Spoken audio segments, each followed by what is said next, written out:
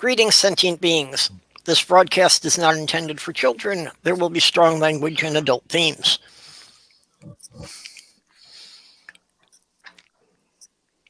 So, well, it says we have 4 people waiting. I don't know who's there yet. So It still says waiting for Purple Rhymes with Orange. It said that's live for me. Oh, here it goes. It still says waiting for. Oh, there you are. Now it's going. It said that's live for me. Oh. Echo. Just for a moment. Okay, I see Godless Sewing here. You know, you're welcome to come in too. Then you'll have no audience. Well, I've noticed it's been a thing lately that most of the audience doesn't show up until 10 or 15 minutes in. And Doorknob Head.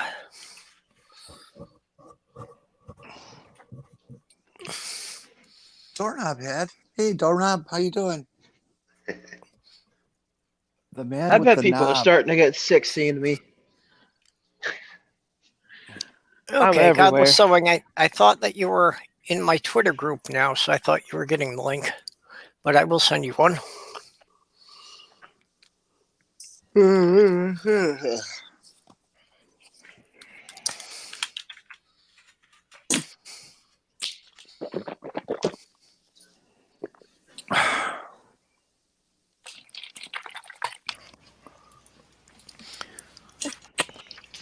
Though I pretty much need to type out your whole name because on Twitter, when I just type in Godless, I've still got a list that's about 4 screens long. Oh, at least some things are. You type in Purple Rhymes and it cuts it down pretty quick.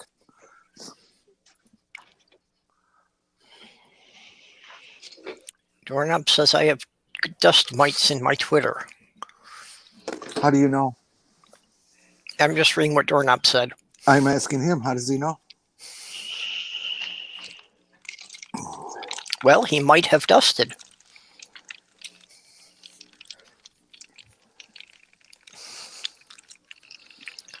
Oh. Hello. How's it going? Okay. How you guys doing? Someone's coming in.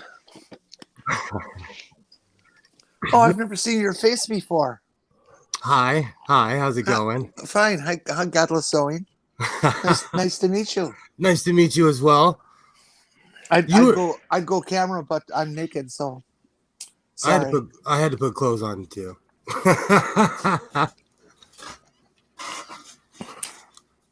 So, how's everyone's night going? Oh, Ducky Poo here. Not sure what's happened to Ginger here. How's it going, Doc? Oh, I got the night off, so it's wonderful. Splendid. Awesome. There we go. Sorry about that. Awesome. Okay, wasn't sure what was going on with you. How's it going, Quentin? Howdy. Awesome. I'm cold. And Jinzu. I should mute my phone. So does everybody know Ginger Nation here? I've Probably seen her not. around. I think I might have been in one of Dave's streams a little bit with Clinton. I'm not sure. I'm like the common cold. I'm everywhere. Yeah, well, actually, I just encountered him for the first time last week when Junk Shop was interviewing him, and yeah, now he seems to be on everybody's streams. It's funny how that happens. One day you're just commenting, and then all of a sudden you're on the streams. Just what we need, another virus. Yeah, it's called the ginger virus. What, it makes your hair turn red? Yeah. And it gives you superpowers. I thought it was called syphilis. But... That too. Oh, wait, that's a bacteria. I'm sorry.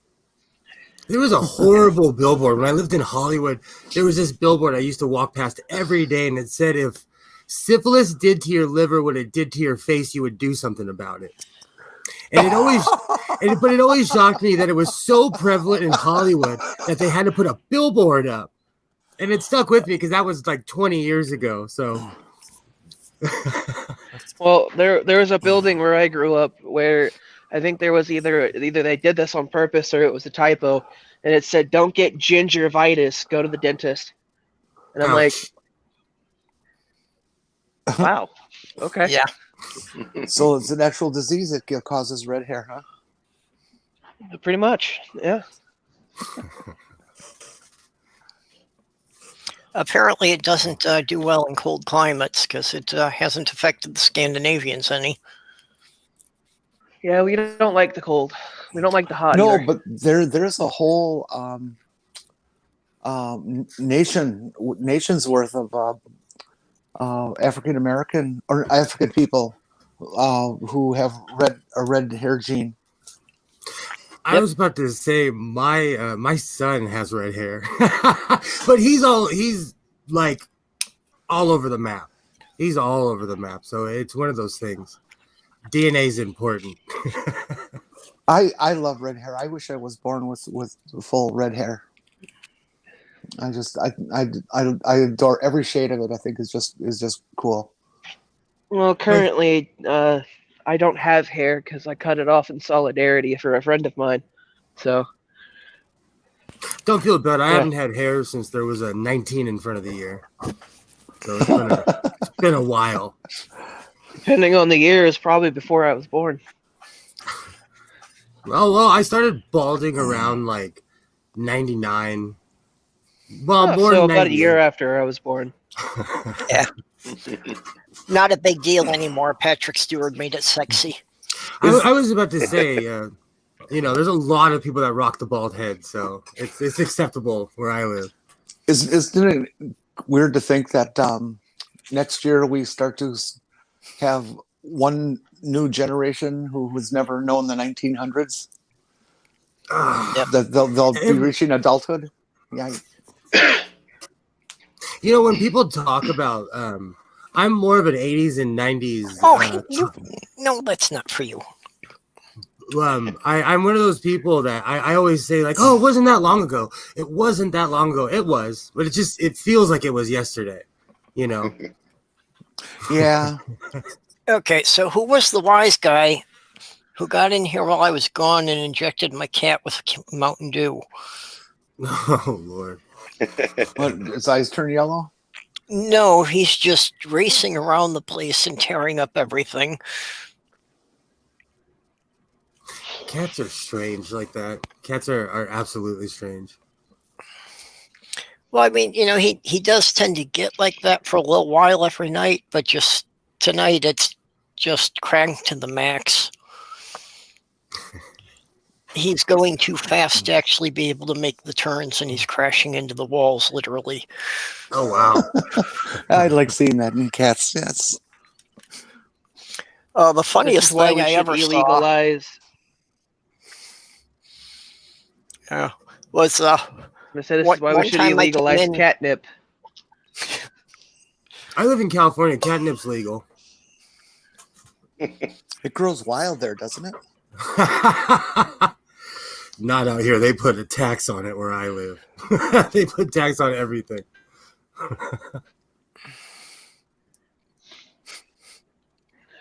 You gotta take a shit, there's a tax. Okay, Jinzu is owning up to putting meth in his catnip. The cat would have fun for about 5 minutes and probably keel over and die.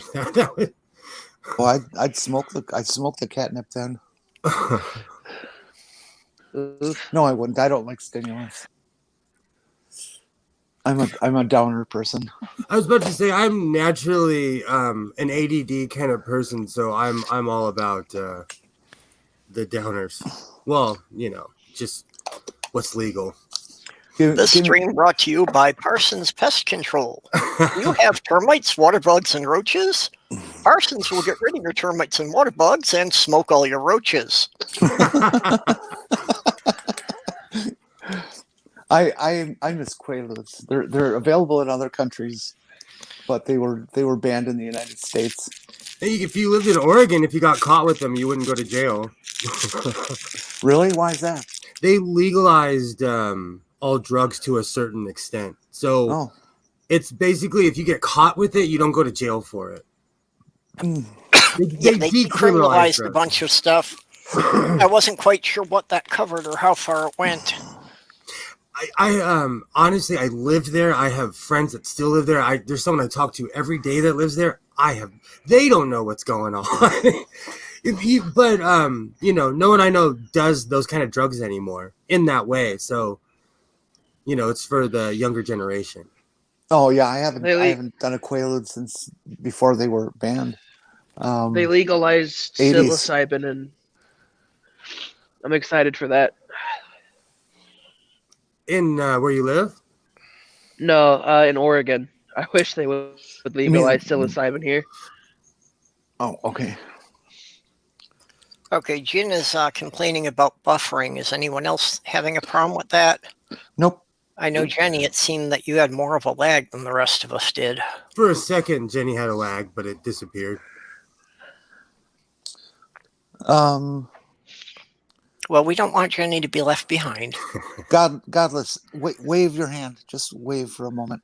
Okay, 1001, 1002, 1003, 1004, 1005, 1000. There you go. For 6 seconds. Yeah, mine's actually a little further behind than yours is. It was like 7 seconds, 8 seconds on mine. See, Doorknobhead lives in Oregon. Oh. Yeah, well, when I lived in Oregon, we would go hunting for shrooms. Oregon was really a fun outdoorsy place when I lived there.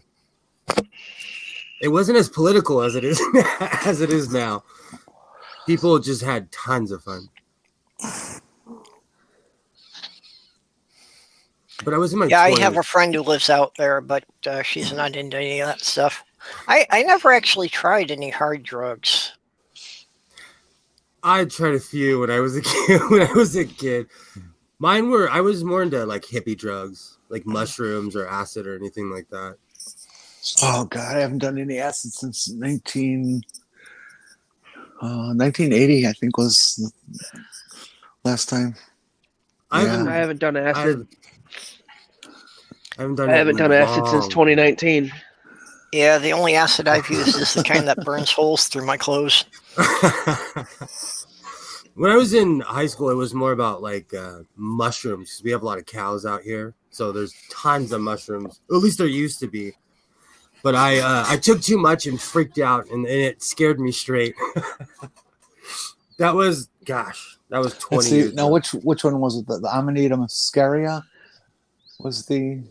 They were gold caps, and I had never had quality shrooms before, and I'd only eat half an eighth. And to show off in front of my friends, I ate 2/8. And I'm just lucky that I had parents that were alive during the 60s, because I ran to my parents' house and I wasn't even living there at the time.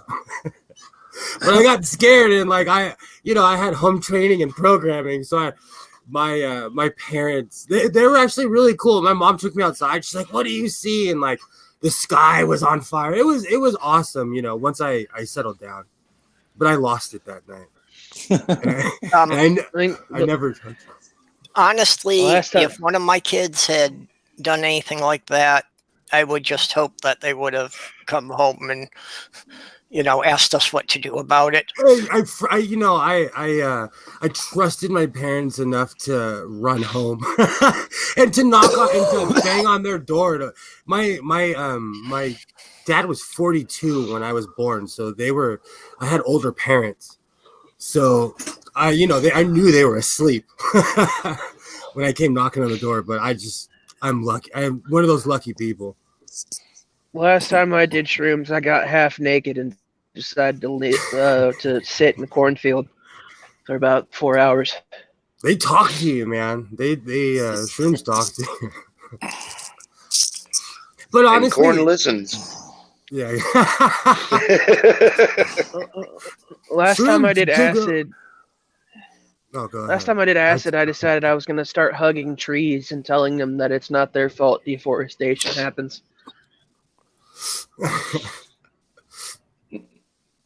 Oh, okay.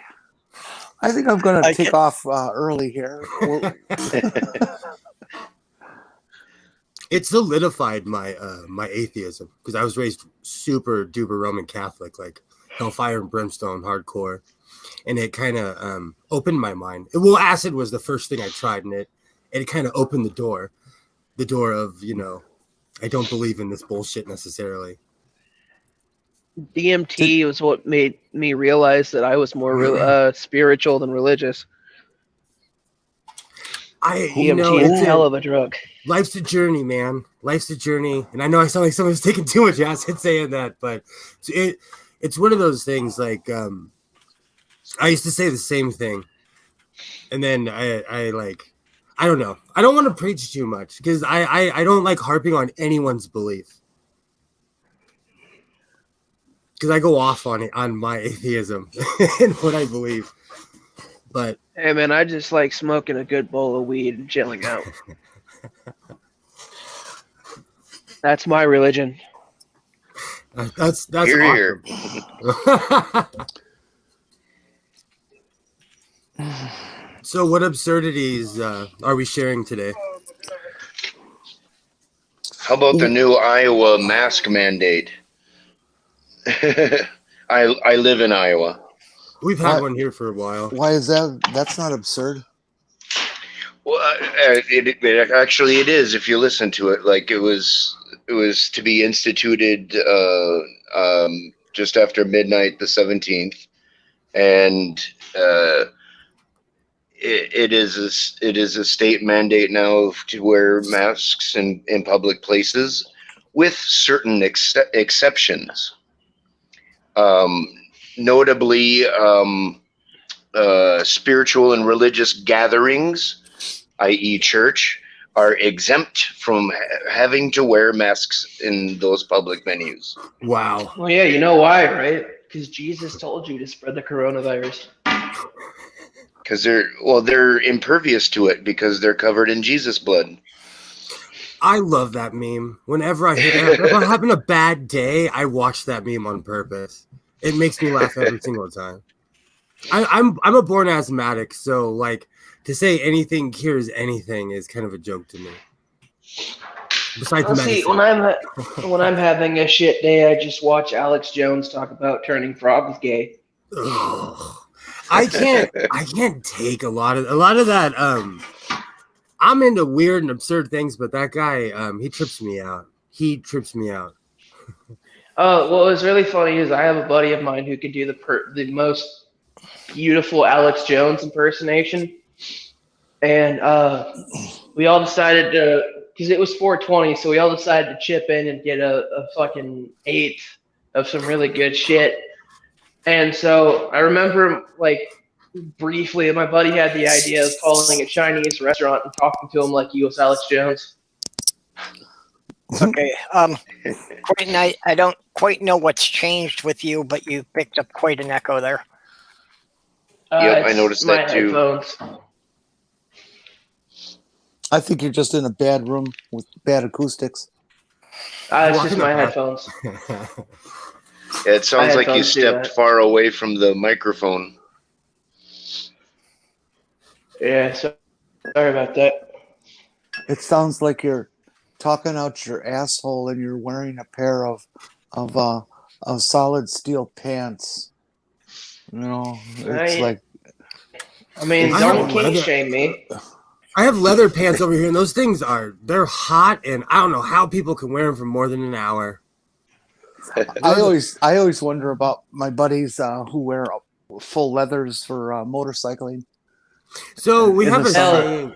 We have a saying, at least between my friends, if someone's wearing leather, which I'm wearing, they're either at a motorcycle or a gay bar. And since I live in Southern California, it's usually a combination of the both. Hell, man, if I can avoid it, I don't wear pants. If I can get away with it, I don't wear pants. That's just me. During the summer, I wear as least clothes as possible. Because it gets like 105 out here, though. to be fair. Yeah, when I lived in Las Vegas, like if I could be naked, I was going to be naked. I'm a desert dweller. I love the hot weather. I lived up I north hate for it. a while. You know, it's all about environment. You know, it's a funny thing where you're from has a huge deal on what you can deal with. Because I lived up north, and like I've probably said a million times, I had this dream of living in Alaska, and then I went there. And it was like, I will not survive the winter. And I lived in Oregon for 3, almost 4 years. And on the fourth winter, I was like, I can't do this. And I got in my car and came back here. I lived in Chicago, so I'm used to winter, but I still fucking hate it. I hate everything. Perp How do you do it? Perp and I live in Minnesota, and when we laugh at you people. That's right. I was just about to ask Purple, like, how do you do it? Because I'm such a wuss. I've been to Minnesota. It's cold during the summer. Minnesota. It wasn't last winter, but the winter before, it hit 40 degrees below zero. Wow. For a few nights in a row in February. I love that song. And man. that was that's my personal record for how cold I've been in. Wow. See, my favorite memory in Las Vegas was my very first It was my first winter there, and it was like 45 degrees. I walk out in a tank top and shorts, and people are like staring at me like, "Aren't you cold?" I'm like, "No, this ain't shit compared to where I live." And for you Celsius people out there, minus 40 Fahrenheit is minus 40 Celsius. It's the point where they cross over. Yeah, I was about to say, anything after freezing, it's the same thing.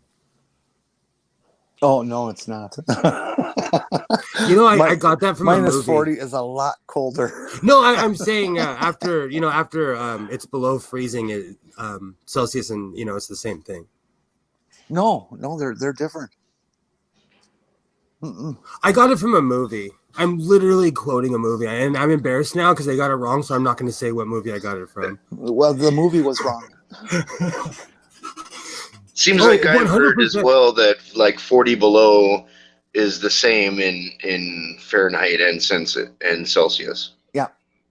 Well, to me, Okay. freezing is freezing, and like to me, cold is fucking cold. It doesn't matter Fahrenheit or Celsius. I don't care. I don't like. Well, cold. see, I will go out. Well, I won't anymore because I die from inability to breathe. But when I didn't have that problem, I would go out in shorts down to like 0 to 5 below. I'm not going to spend all day out there like that, but I'll walk to the mailbox or something like that. It's no big deal. All right. I remember the first time whenever it got like -3 degrees in Chicago. A buddy of mine dared me to streak butt naked down my fucking cul-de-sac, and I'm like, all right, bet. I just ran fully naked right down the cul-de-sac and ran right back. Was it for money at least? No, Sorry, I'm a capitalist. Honestly, I'm a staunch capitalist. no, they just didn't think that I had the balls to do it, and I'm like, fuck it, let's go. I don't have that much pride. Well, man. and that I was don't pretty have much that a much pride. cul-de-sac. But when you got back in, you had these 2 lumps in your throat. No, I was just like, yo, I surf, and even in Southern California, I wear a wetsuit because the water is cold. Like, So define I can cold. Anywhere from 50 to 32. Really, 32? Well, we get it from Oregon, and it comes, depending on the time of year. I'm The surprised. water doesn't get warm until you start getting more towards Mexico. I grew up next to Lake Michigan, and I used to go polar bearing, which is when you break the ice and you jump in the water on December or January 1st. They would do that in Oregon, and I was always one of those people. I'd say, I'll go watch, but I won't participate. I think everybody took should the do it polar once. Yeah, I've actually taken the polar bear. Like when I was growing up, I took the polar bear plunge every year, and like it would be like butt fuck February, and it was like 20 degrees, and the water was like completely iced, and I just fall back, get up. I actually talked my psychotherapist to jump in one year with me. Oh, wow. And she did, and she got out like instantly, and she said, "You are fucking nuts. I'll see you on Tuesday." Yeah, I would never do that one. You guys remember you guys remember the ice bucket challenge back a few years ago? Yeah. Yes. So me and my friends are actually dumbasses, and I can say this with 100% certainty, because what we decided to do is instead of dumping ice on each other, we all decided to get stoned and then stick our feet in completely ice cold water for like 4 hours straight until our feet went numb. That was our ice. That would not take anywhere near 4 hours. I was about to say. Oh, no. No, I know. I was just saying, like, we just decided to do it, and we're just like, how long do we have to do this for? And I'm like, I don't know. Hey, Doorknob, I got a question. You put up that formula, and I remember it from school and stuff like that. But is there a decimal equivalent for times 9/5? Yeah, I thought it was 32.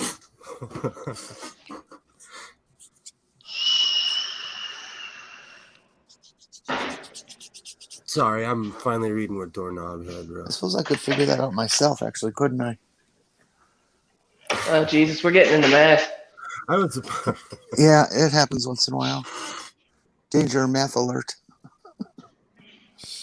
Yeah, that's Jenny. I thought you'd lived in Minnesota long enough.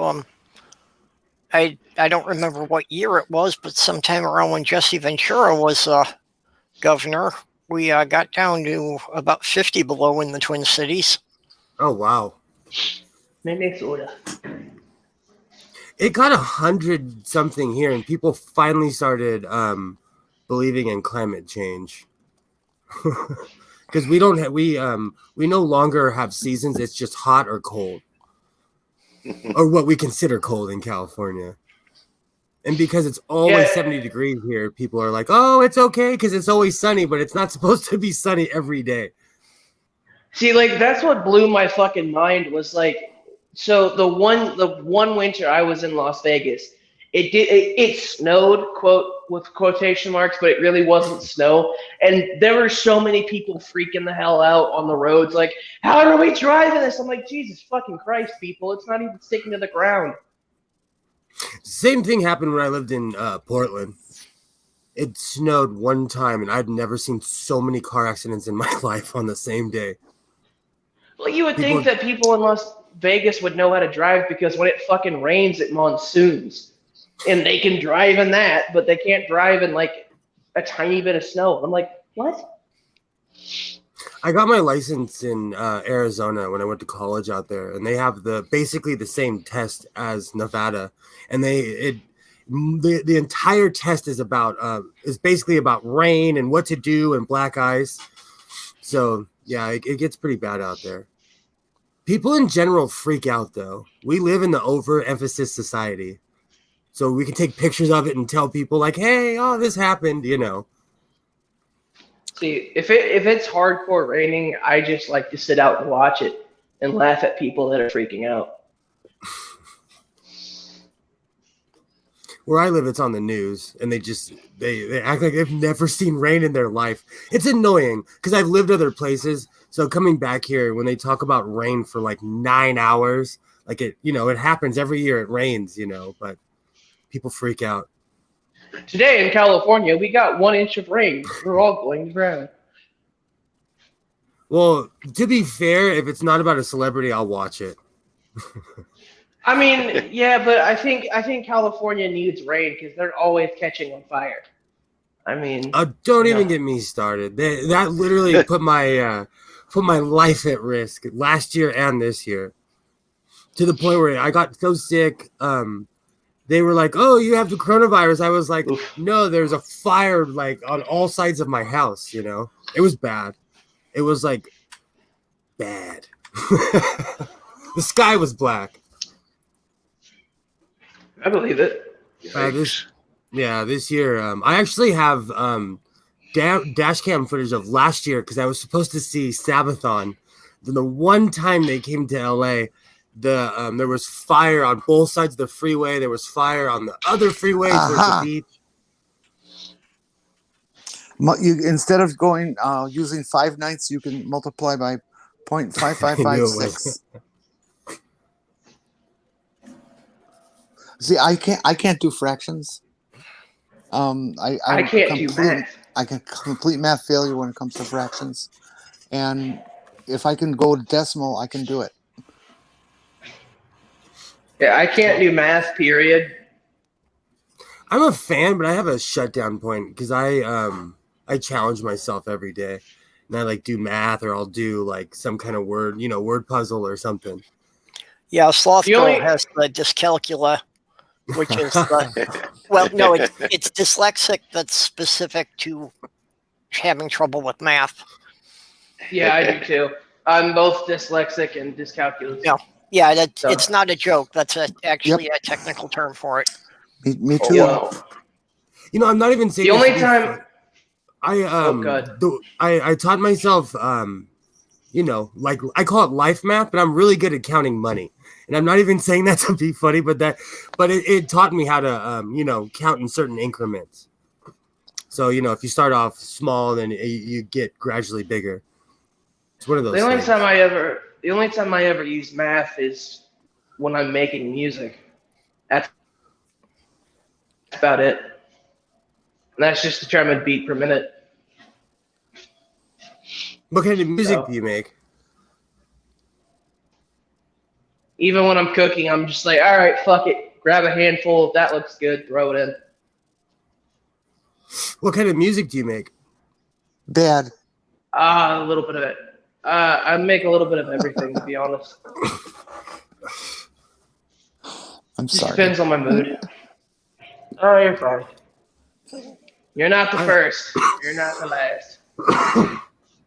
I own quite a few instruments, but I fart around. I play the banjo. I have a harmonica. I have quite a few instruments. Guitar. Play the banjo for us. And if you fart around, you obviously play the butt pipe. That's in my OnlyFans. I don't do that. One. I'm a capitalist. I don't do that one for free. No, I'm a fan of music, and I have a keyboard right here. It's a good release. Like I geek out on my keyboard sometimes, because I obviously puff at night, so I put on my old school giant headphones and I'll geek out on my keyboard. But I grew up, to be in completely the era honest, where I actually thought of. What's that? I said, to be honest, I actually thought about starting an OnlyFans page. That's the sad part. Hey, there is somebody for everybody. No, there's not. Oh no, see, there was a joke that my buddies and I were talking about, and I was like, yeah, I'm gonna start an OnlyFans, but all of the content is just gonna be different pictures of toilets. That's it. Just toilets. You'd probably make money off of that. You'd be surprised. Yeah, you never know. That sounds like the making for one of those coffee table books. Seriously. I'll bet if you printed it up, you could sell it on Amazon and you could get people paying you $50 a copy for the book. I want to do a book from up and around this neck of the woods. I don't know where else it happens, but people around here on their barns will paint quilt squares. You know what quilting squares are? Awesome. Quilting is awesome. You would know. For people who don't know, quilts are usually made up in blocks like 6x6, and there's traditional patterns that people will use, but there's also freeform and other things that people will choose to do.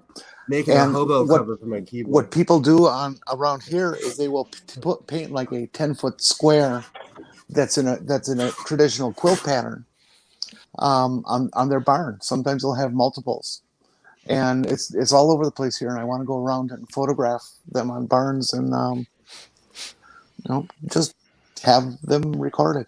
That's awesome. Neat. I do that around LA. I take pictures of graffiti and stuff. Well, here's Sloth Girl's latest needle creations. Oh, that's awesome. She's making crewmen for Among Us. Oh yeah, That's awesome. I spotted it. I spotted it the second I saw it. Those are awesome songs. I played that for the first time yesterday. I Yeah, I still don't get it. The only quilt I've ever seen, I swear to God, the person that made it did some really good fucking acid, because it made no sense. I mean, there were like 50 different fucking colors and just random shit everywhere. There's a show on public television, 2 of them actually, about nothing but quilts. It's fascinating, some of the work people are doing.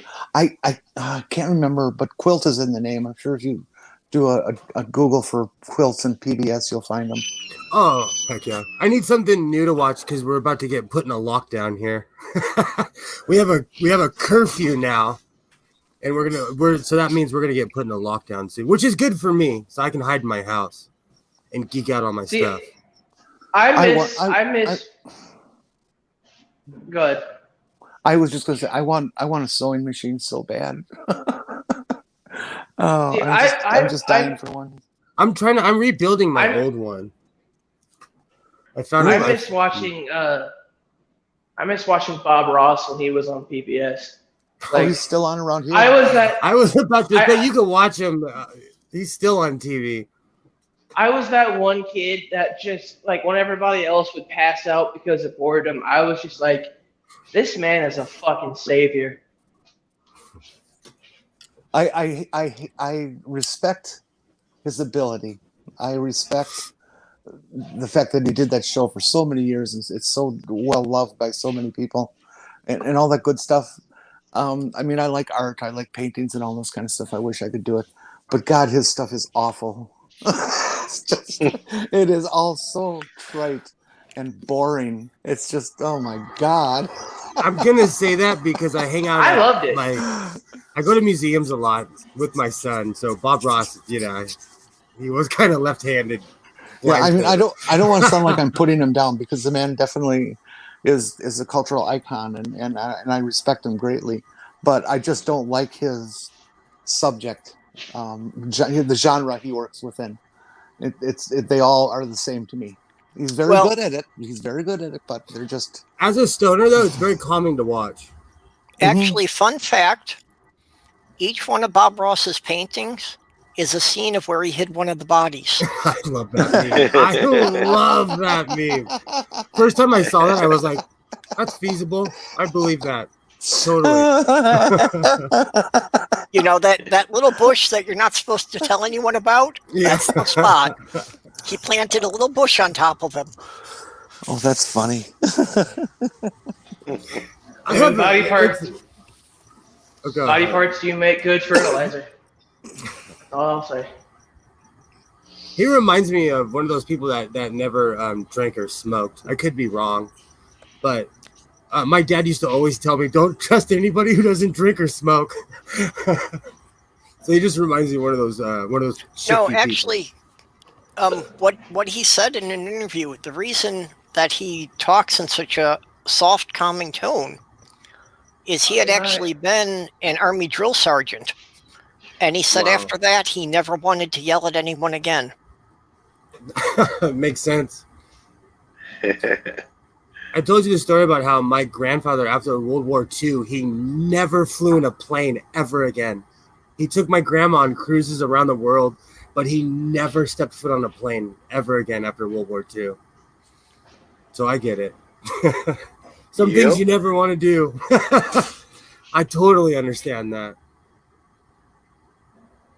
See, I took a Greyhound bus once, and I will never do that shit again. Ever. I took quite a few trips on the Greyhound, and just in case I lose everything, I will never trash Greyhound because I may be riding them again one day. Well, I will rather fucking walk, because the one that I took was from Las Vegas to Georgia, and I swear, I shit you not, 3 people got arrested. Somebody had a seizure. Fucking every 15 minutes, somebody was bitching about something. I went 3 days with no fucking sleep. Yeah, it's drama on a great. I took pictures of some guy that got arrested.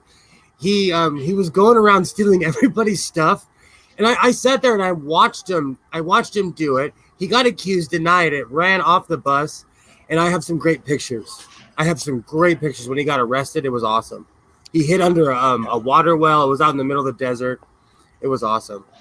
Sloth Girl and I each did this trip at separate times from Minnesota to Syracuse, New York. I've taken quite a Greyhound. I'll never trash Greyhound. It smells bad. The people are weird, but they've taken me quite a few places that I some bad decisions that have taken me there safely, semi-safely.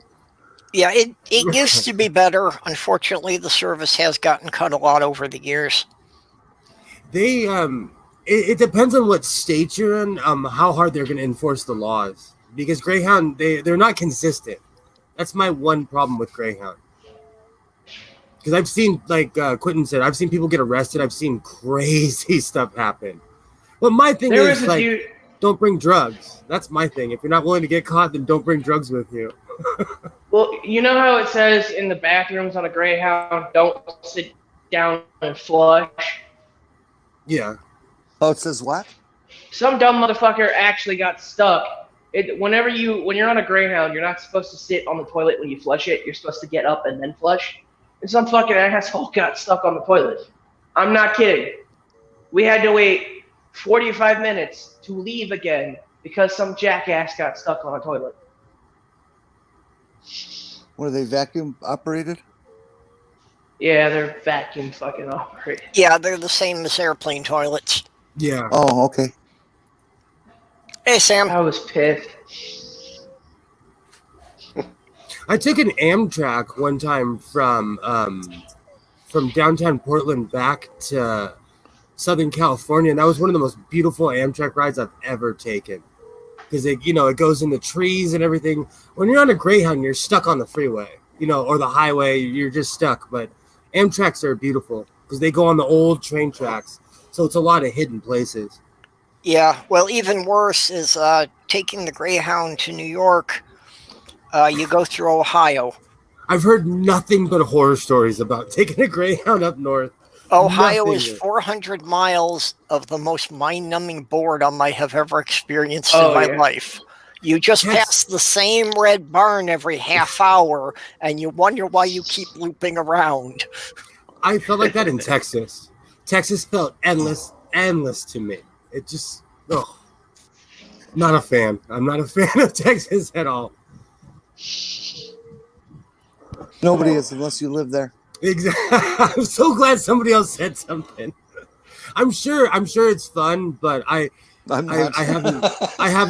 never had a good experience in Texas. I hear so many terrible stories out of Texas. I was endorsing building the border wall if they would have given me the thing that we could have built it on the northern Texas state line. Yep, from Louisiana I'm actually cool all the with way around Oklahoma. See, I'm okay with Austin, Texas, because they keep it weird. I almost got shot in Houston, Texas, by someone who was probably like 15 years old. It was actually a sad story. I took his gun and punched him in the face and felt sorry for him. He ran away. It was, and still to this day, it was sad. The guy just wanted what I have, and I wasn't willing to give it up. Well, Austin, Texas is where they hold the Faithless Forum. They had to cancel it this year with the COVID, but I've heard good things about Austin because a lot of LGBTQ people have moved out there, like out here to over there, and people out here are like, "You're insane moving to Texas," but I've heard lots of good things about Austin. Yeah, I remember going to Pride in Austin. It was pretty dope.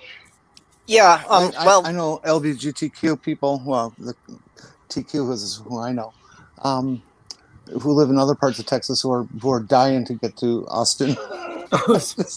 Yeah. It's so different where I live. Like, I'm sure there's a ton of bigoted people, but like, no one cares in Southern California. People are so established here. Like, no one really cares. As long as you're polite, people are be polite to you. So I'm like, See, it's weird to me when I hear people misgendering people or being mean to trans people. Like, you'd get beat up. If I saw someone being mean to a trans person, I would say something. But that's because of where I'm from, you know? I get Thank you. misgendered all the fucking time. I just, at this point, it's so mind-numbingly fucking. It's so often I just don't give a shit anymore. Like, But people move here to be like, to be whoever, you know, to be themselves. So it's much more established, like, you know, leave people alone.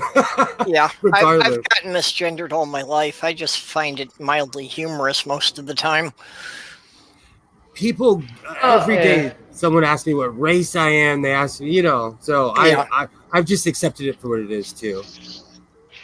Yeah, but Minnesota's real good about that too. That's why I wanted to get back here. If I had to guess, I would say you're Sicilian. Me? Yeah. I'm half black and half Mexican. That's pretty much the same, isn't it? Well, you know, I took my parents were not satisfied with 23andMe, so they got like my son, my ex-wife, like we all got our blood taken, and my sister, her kids, and my mom, her lineage is crazy. Like she's Basque, and her other mom was my grandfather was Basque, and my grandmother was. It's kind of a long story, but they were extremely European, but they were born in Mexico, so they call themselves Mexican. Because lineage is it's complicated and it's crazy. And on my dad's side, like he was from Georgia, so it wasn't that hard. I'm literally related to every other black person in South Carolina and Georgia and Florida, basically. I fucking hate Georgia, dude. I really do. People called me all kinds of mean things when I went there, and it was people in my family. They were shocked on how Southern California I was.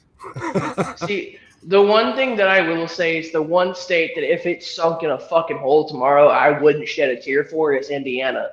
That place can fucking fall off the map, and I wouldn't feel bad.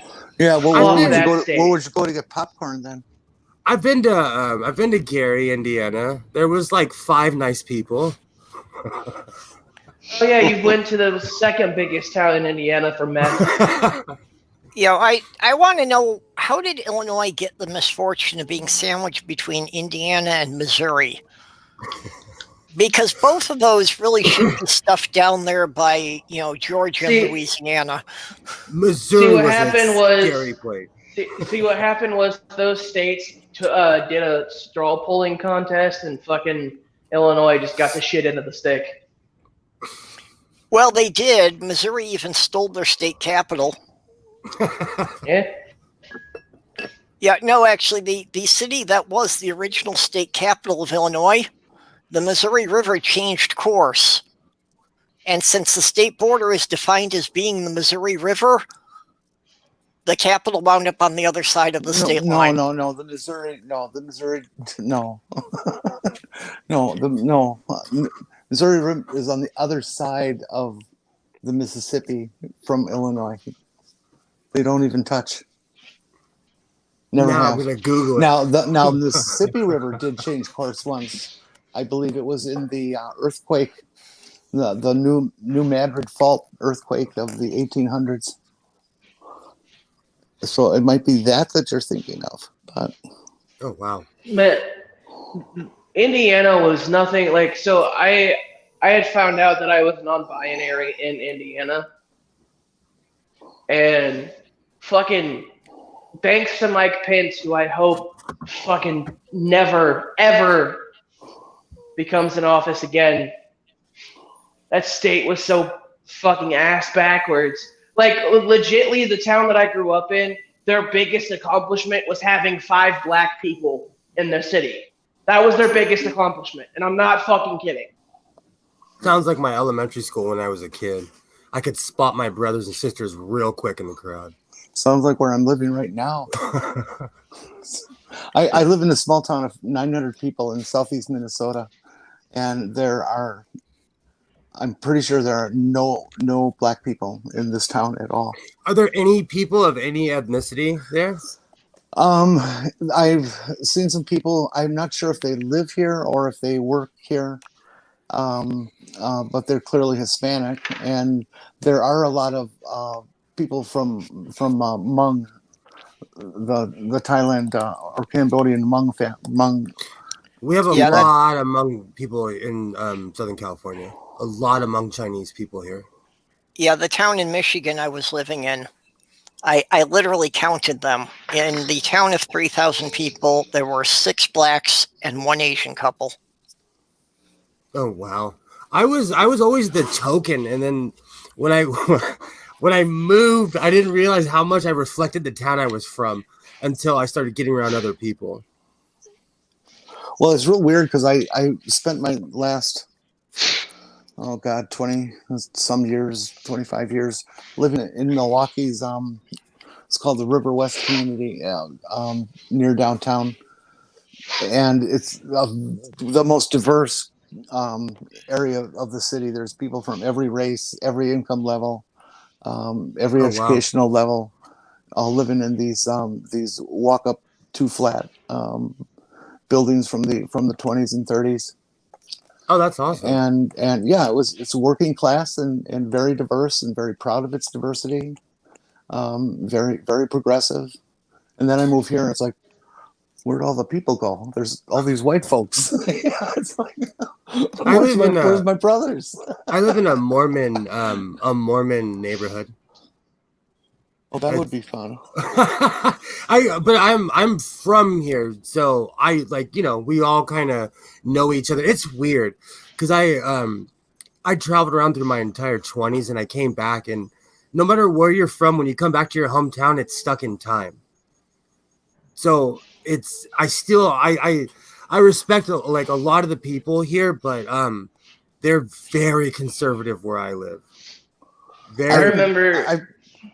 Go ahead. But you go over the hill and like it's LA, So this town has changed, but LA hasn't, which is a good I thing. remember about a year ago, one of my buddies that is still in my hometown had fucking called me up at 4:00 in the morning just to tell me that there was 2 old ladies having a shootout at a local park. A shootout? Yeah, I'm not even fucking kidding. And this is exactly how it happened. One of the older women thought that the other person's grandchild was there, so they started taking the kid, and it came to shootout. And I'm like, dude, why did you tell me this? I don't care. He says, I thought you would. And I'm like, no, I'm going back to bed. Like, to be fair, if it happened here, it would be national news. If it happened in my town, they'd broadcast. I remember when people from there were like posting on Facebook, "Holy shit, we finally got a Buffalo Wild Wings!" And like, you people fucking make me sad. I have to drive 25 miles for any fast food from anyone. I'm aiming to live somewhere like that. Like, honestly, because I've traveled around, I want to move to a small town. The only thing that was like good about the place that I lived in was I could get high, and at 4:00 in the morning I could go to a fucking White Castle. Here in Georgia, they have Crystals, and everyone's like, "Oh, Crystals is just the same as White Castle." No, the fuck, it's not. Crystals is disgusting. So it is just the same as White Castle. It is not. It really isn't. I've been gone from Milwaukee now for 5 years, and I was back there 2 years ago. Since was the last time, and I was absolutely shocked how much the lakefront. I lived in the near downtown East Side area, which is where River West is located, and I just could not believe how much change they had. How many new. There was a couple new skyscrapers. Those take a while to build. And was it gentrification? Sloth Girl grew up halfway between Milwaukee and Chicago. No, it was the downtown area that was changing. There was a bunch of new streets and new skyscrapers, and so I guess it was corporate gentrification. That there were buildings there that got torn down and new They ones did put that up. to Hollywood and to downtown LA, and in one way, it's a good thing, but they tore down everything that made Hollywood like an adult place. Hollywood was for adults, and they kind of geared it more towards extremely rich people. It's Shit, sad. like- They tore down all the like good places to. I feel See- besides West Hollywood, there's nowhere to gather anymore in LA. See, what makes me laugh is everyone's like, "Oh, Las Vegas sucks now. It's more family friendly." And all I have to say is, clearly, you motherfuckers have never been to Fremont Street, because Fremont is the epitome of what Vegas should be. It is a Wild West. I remember walking down Fremont one night, and there was a woman dressed in a nun costume with the titties out, holding a Bible, asking if anybody wanted to take a picture with her. I know exactly who you're talking about. I used to go there every other weekend before the pandemic. I know exactly who you're talking about. She's actually really nice. If you talk to her, she's actually a really nice person. I miss Vegas. I love odd people. I love oddities. Like, I miss I would go there like when my son goes with his mom on the weekends. I would get in my truck and drive straight to Vegas. Oh, Vegas is cool to visit, but not to fucking live in. I hated living there. I absolutely hated it. There's I'm a glad. saying. We have a saying. I'd be dead in a year. So when everyone says, "Oh, let's go live in Vegas," like there'll be like 5 people that'll be like, "Oh, I'd croak in a year." I have, place- I Oh have no, two dude. cousins that live in Vegas, and they keep telling me that I should come out there. And it's like If you I don't have think any so. vices, if you don't have any like hardcore addiction issues, then you shouldn't go there. But Vegas the entire state of Nevada caters towards addictions, and now pot's legal in Nevada. So they, no matter what you're into, you can do it in the state of Nevada. Oh, dude, I remember on my 21st birthday, like everyone's like, "Oh, we gotta go drinking," and I'm like, "Dude, I've been drinking before I was 21. I don't want to drink." My best friend that lived there, he was just like, "Hey, you want to go to the greatest pot dispensary of all time?" And I'm like, "Dude, you just spoke my fucking language. Let's go." They had this thing called Planet. It's called Planet 51, and when you walk in, there's like this floor that you can step on and play like games with. And then you can go and check out all the different kinds of weed on the display case, and it's just fucking awesome. I won't look it up. I wanted to see if it's still there. I think Vegas would be too dangerous of a place for me to go. I'm on the edge of keeping my morality, tight. And if I'm tempted too well, I'm out being a sleazeball. And I'm a debaucher on the weekends. I like to have fun. Hey man, After I got divorced, and I was like, I promised myself I will never be that repressed ever again. Yeah. And I Like- take care of I handle my business, so I don't feel guilty for going and having fun on the weekends. And the rule is, if you can afford it, even if you can't afford it, if you can live with yourself on Monday morning, there's nothing wrong with it. so where I lived in Vegas, I lived on the street called Tropicana Avenue, and like I was literally a 20-minute walk from where I lived to the Strip. So And- hold on, you lived on Tropicana. Did you live by the Double Down? Kind of. It's I don't think it's called that anymore. no, it's a punk rock bar in the middle of the okay, in the middle of the there's a high speed chase going past my house. Oh, where's the remote? In the middle of the LGBT area, there was a punk rock bar. We had a high speed No. chase over here last week. This bull was going after a cow. No, It's I shocking live- because people think they can get away with it, and like, where are you Nothing- gonna go? Where are you gonna go? There's 9 helicopters over my house right now. Nothing's There's- faster than a Motorola. There's like, it sounds like like a war zone out there, because high speed chases make money, I guess, because people watch them. or they wouldn't be broadcasting it. I watched every minute of O.J. Simpson's escape drive when it was on. That was I showed Purple the picture. I won't pull it out, but that was O.J. Simpson was kind of a hero where I was from. So when he got exposed to be a complete scumbag, it was shocking. It was shocking. Yeah, I can believe that. Where I'm from, he was like, you know, a nice guy, and then we come to find out that he's a total scumbag, scumbag wife beater, just total fake. Yeah, I have no doubt that he's completely guilty of those murders. Go watch the cringy stuff he puts up now. He I made it through like 5 minutes of a video. He's just he's so cringy. I Yeah, remember. no, I can't, because I can't even support him that much. I just So no, I can't. I watched the entirety of Tiger King one weekend, and I did then the I got same. bored.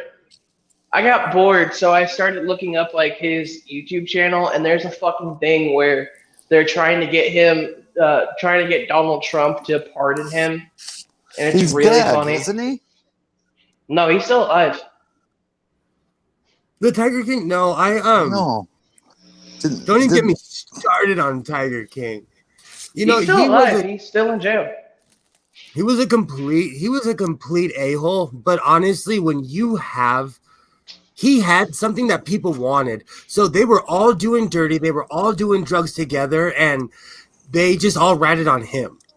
Like, they were quite literally all on meth, they were all doing each other. They were having a good old time. And when the bill had to be paid, so to speak, they all ratted on the Tiger King. I'm not saying he was innocent, but like, he got done. I feel sorry for a gay guy. I just feel sorry for him. He made something out of himself, and people took him down. My favorite thing is the fucking music video my favorite thing is the Carol Baskin music video whenever like there's tiger shit on his glove. He took it too far. You like in America, you can only threaten somebody so many times before someone's gonna do something about it. And no, like I didn't really give a shit about anything else. I just wanted to know if Carol Baskin's actually fed her husband to a fucking tiger. That was the only thing I cared about. What's that movie? Fried Green Tomatoes? Is that the movie? Mm-hmm. You'd never know anyways because they eat all the evidence, They're like pigs. I'm sure gators are just like pigs where they leave, no evidence. Oh no, gators eat everything. Bones. Exactly. Yeah. Exactly. So I'm sure they're just like pigs where you wouldn't know, even if you were looking, you wouldn't know. Yeah, feeding people to the hogs is a well-known way of disposing of bodies. Oh yeah. In fact, we have this guy up here with this. Well, never mind.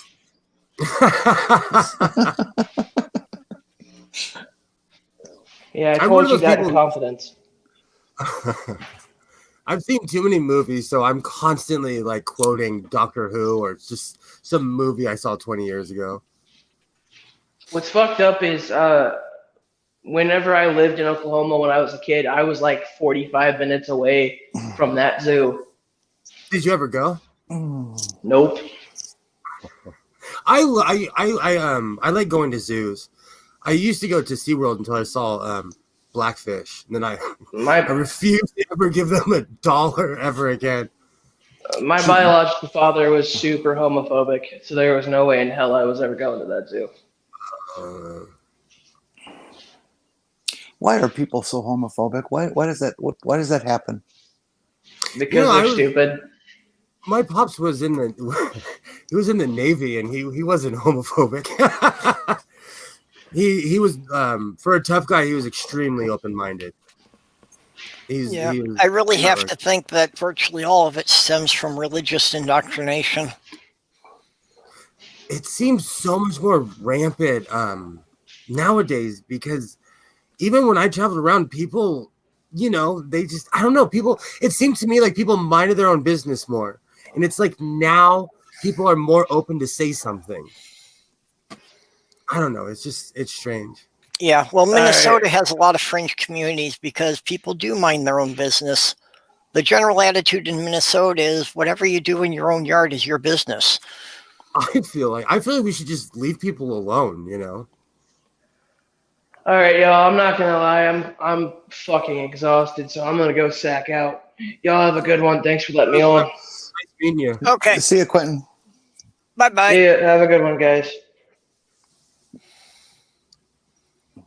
Let's see. Oh, that guy's still going on the high-speed chase. He's a good kid. Yeah, I wish I was young again. Oh, It makes me feel old when someone's like, "Oh, I was born." I was like, "Oh, I remember the year you were born." my favorite line to give young people is, "Oh, I'm 32." I just go, "Oh, I got socks that are that old." yeah. Vintage. The large majority of the people I've been dealing with online are younger than children I've raised. So It used to actually be true. I used to buy Army surplus socks, and they had the date of manufacturer stamped on them. Those things were Holy made. shit! hey, I'm 56 and I still have a jean jacket that I wore when I was in high school. I was about to say I have nothing but vintage clothes over here. I'll spare you. I'm not going to pull them out, but I have clothes that are like older than I am. I have a stadium jacket that my grandpa used to wear. I think it's excuse me. I think it's fake fur because it doesn't smell bad. That's how I know it's fake. But it has this giant fur collar.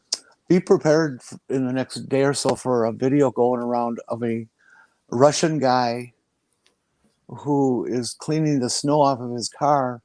He looks up because he acts like he heard something, so he looks up, and then he beats feet away from the car, and a 2-ton slab of concrete comes falling on edge and chops through the car right where he was standing. Damn, it's a good thing you heard it.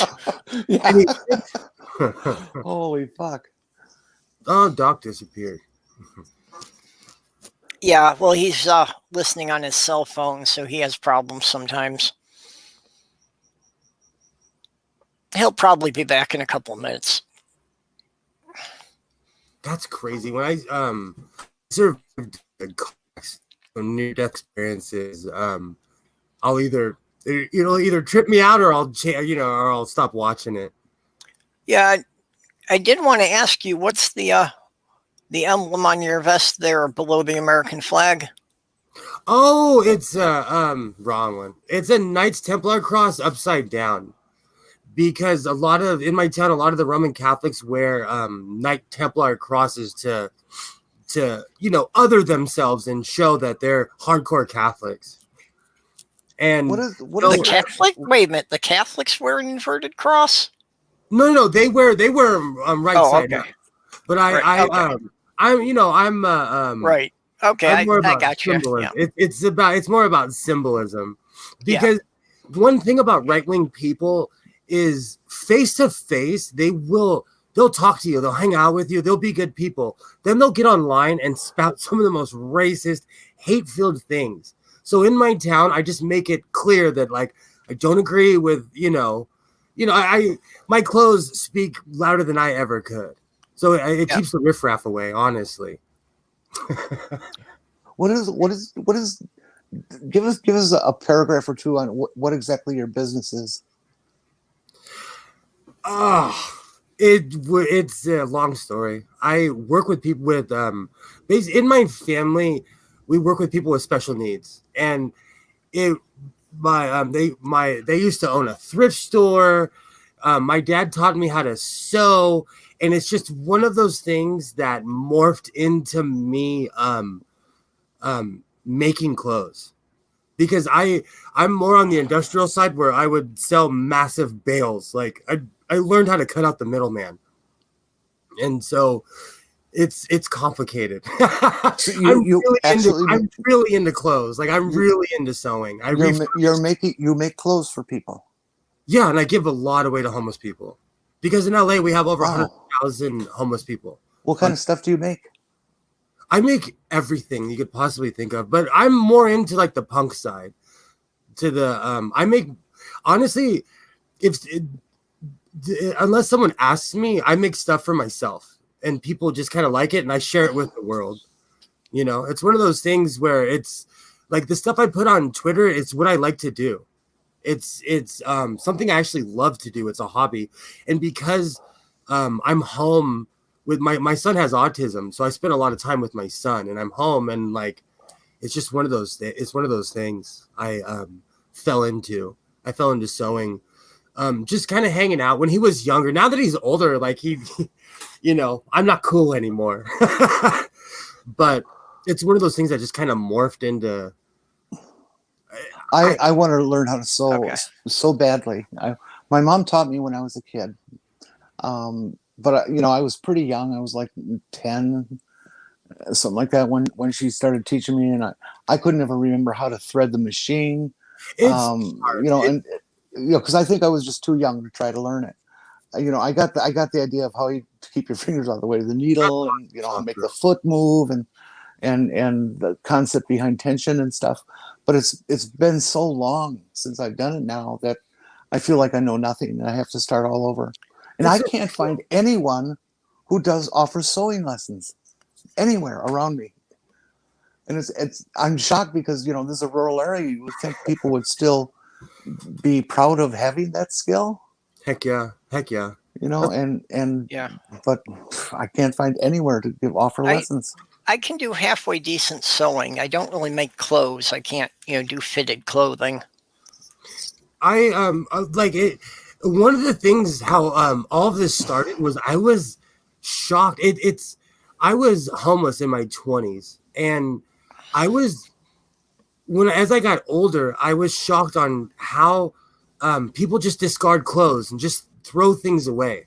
And my father was taught me how to make money on the picking side of things.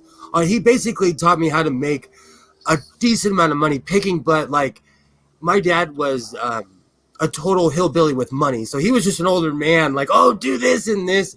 But I actually fell into it, and I just it's one of those things. I try to help people because I know how it is to be down and out. Okay. Yeah. There you go, Jenny. Sloth Yeah. Girl's willing to give you lessons. Yeah, I saw that when the Awesome. when this pandemic thing is over, I'll be up there. I'm dead serious. I would love to stay with you for a few days and Well, yeah, we've get talked it about a going. few things we can do here. Yeah, and just so I know, Sloth Girls heard.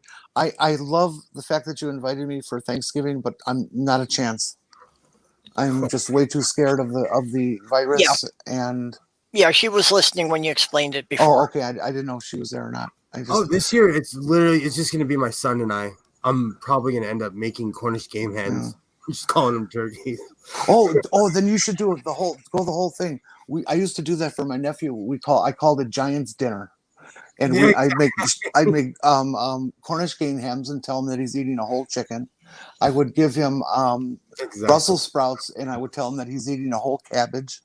What else? I told broccoli that you're eating a whole bush, and then I would dye his mashed potatoes like green or blue or something like that. I never thought about that. And just made it a whole theme thing with all these strange vegetables and stuff. Baby corn. Yeah, baby corn. Yep. That's a good idea. That's a good idea. Go for it. He's expanded his horizons, but like he's still picky. And but you know, I don't even think that's autism because I was picky for a long time. But I come from an era where you weren't allowed to be.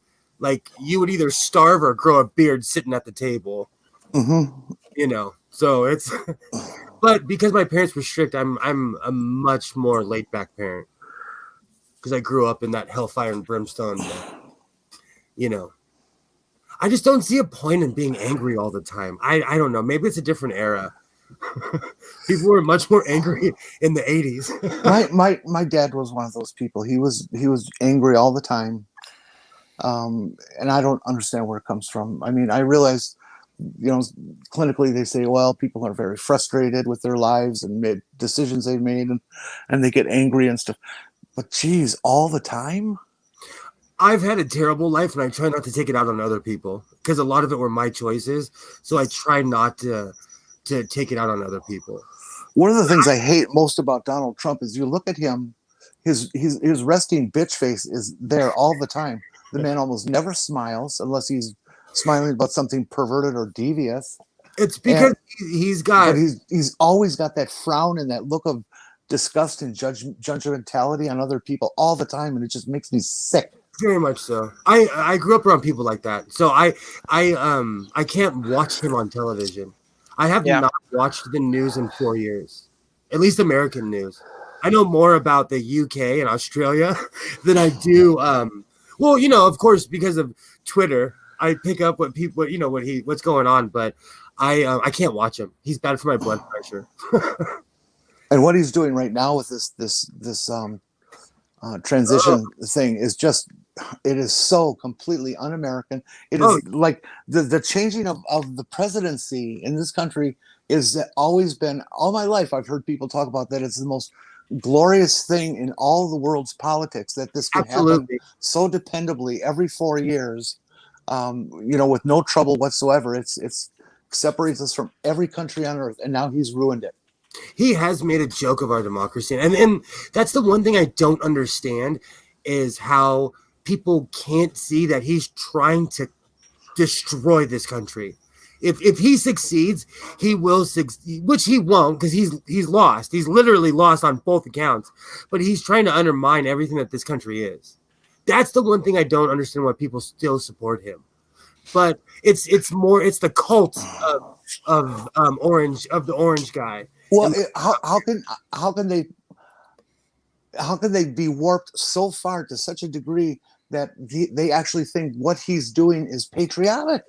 I agree with you. But that goes back to what I was saying. Like, most of those people aren't what they say they are. They're scared. And so they're willing to believe propaganda because Donald Trump is the last bastion of their scared hopes and dreams. Because the other part of it I don't get is not just that's patriotic, but how do they get that he's this virtuous, godly man? Oh, when everybody can see that he's not in any way, shape, or form. Yeah.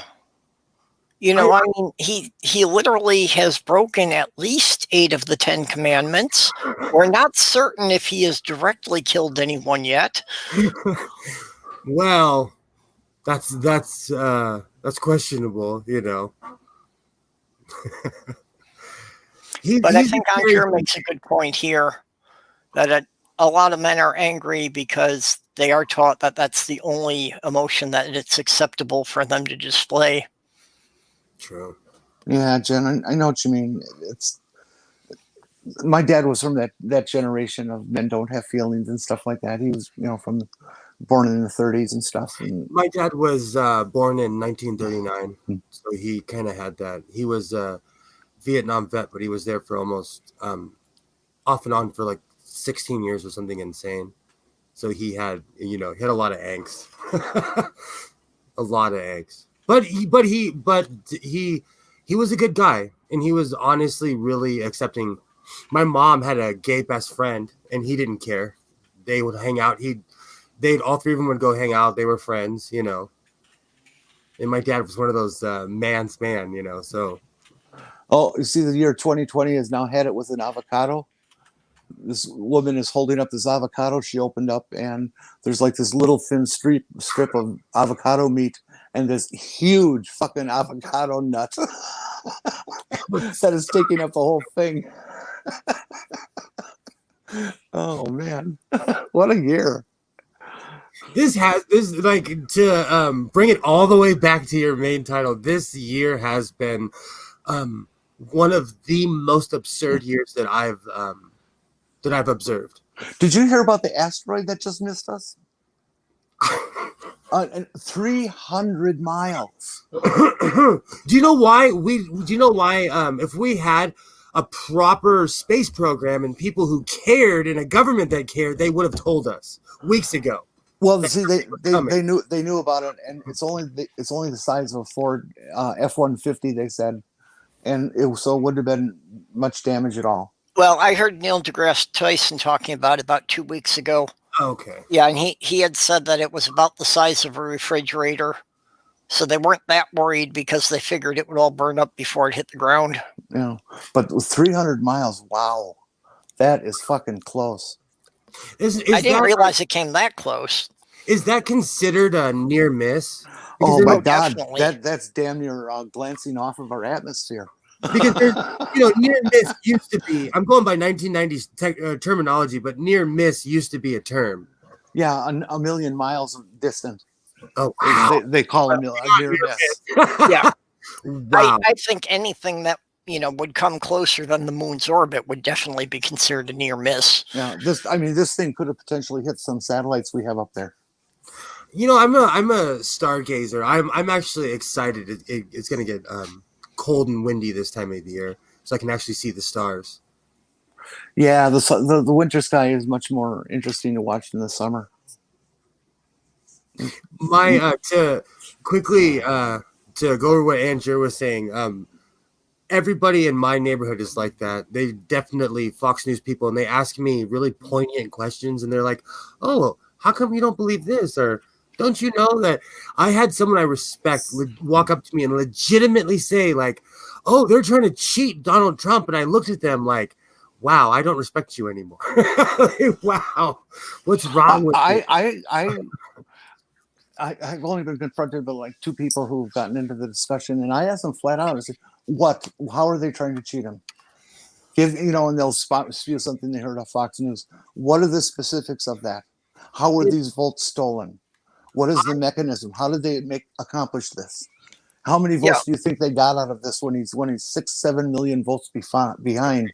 Well, that's why 36 of his 37 lawsuits have already been thrown out of court just because the judge asks, "What's your evidence?" And his legal team says something about, somebody said this. And, it's like the judges keep saying, all you've got is hearsay. If you don't have evidence, you're wasting our time. I've been to divorce court. I know that. I got a divorce. Even I know that, like you can't just assert things. You have to actually show it. Yep. Wow. God, it's so sad. That's why I can't watch it, because it makes me angry. I don't understand why he's taking it this far. Like, you lost, dude. You lost. Well, now he's trying the tactic of he's calling the state people who are directly involved with the recounting or in charge of the people who are doing the recounting and trying to manipulate them individually to dump votes, to throw things out, to recount it in his favor. And it's like, dude, you're asking people to perform criminal felonious acts. Yes, and I don't understand it. And he should actually be prosecuted for that. Because that is conspiring to commit voter fraud. It used to be a federal offense. I've always wondered about that. Like, is there someone keeping a tally of all the crimes that he's committed while he's been in office? Oh, I'm sure somebody is keeping count. And not just the normal president ones that everybody just watches over, and it's sad that now I no longer look at George Bush as evil. Mm-hmm.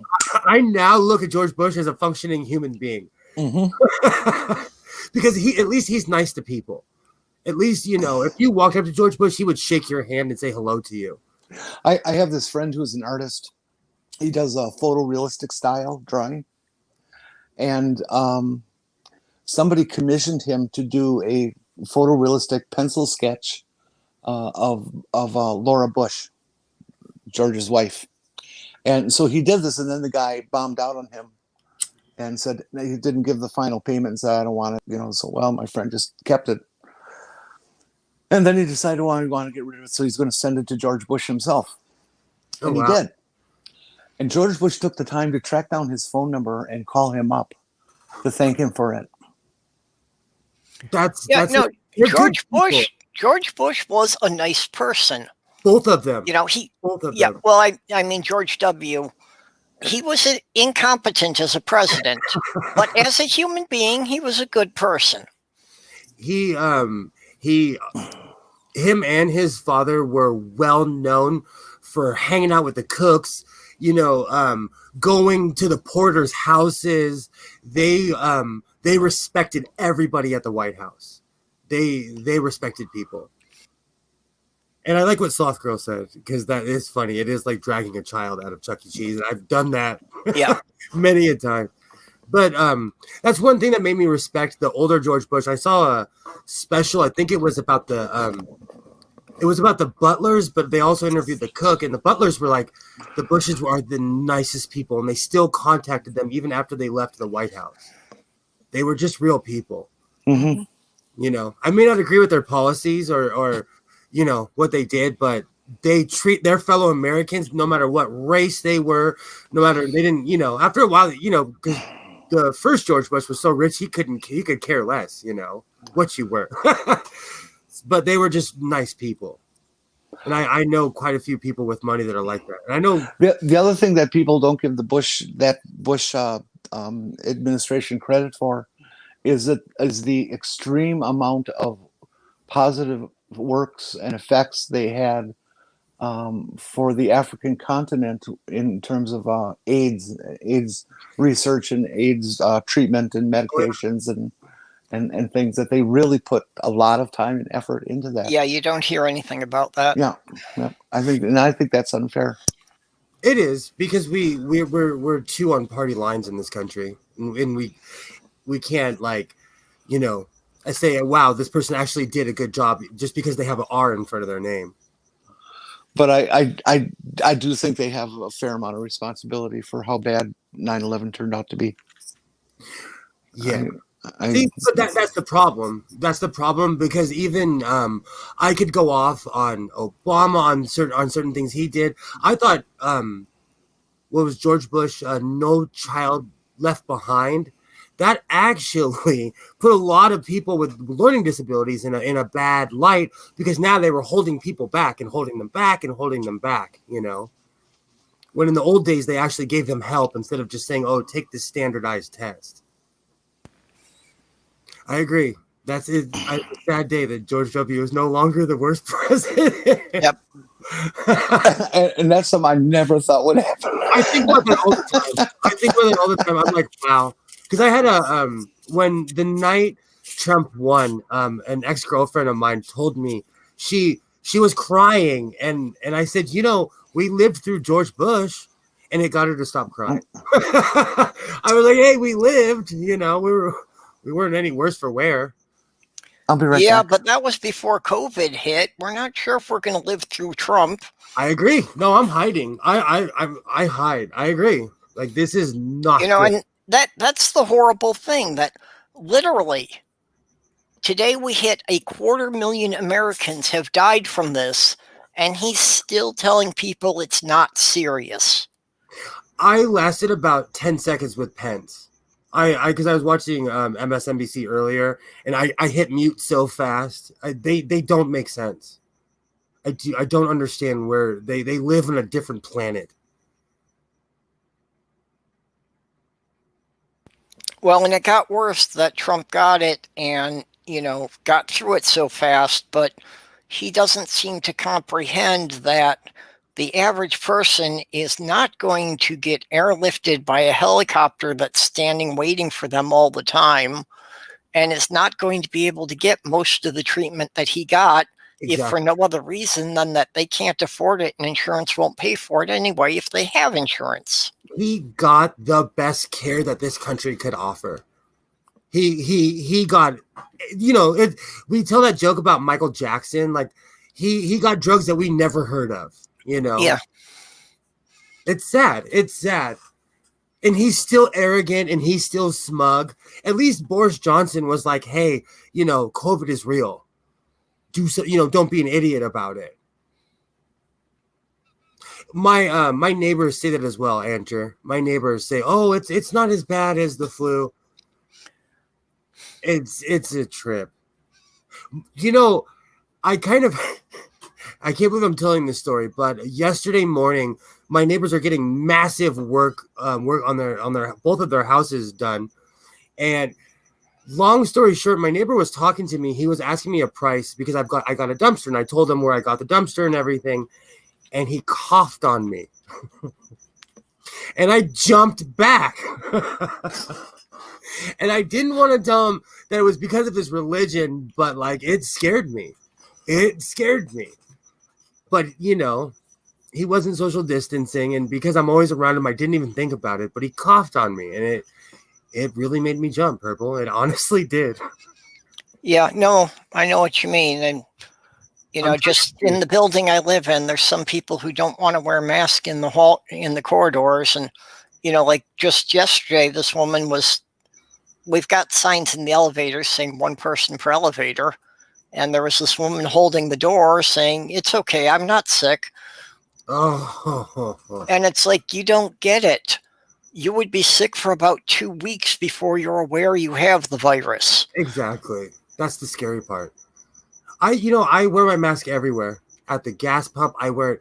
That's why when I hear people in other states, in California, we mask up everywhere we go. And it's not rare to see people walking around with gloves on either. Yeah. Well, anytime I go out, I'm wearing the mask. I mean, when I'm outside, if there's nobody around, I don't need it. But anytime I'm in a building, yeah.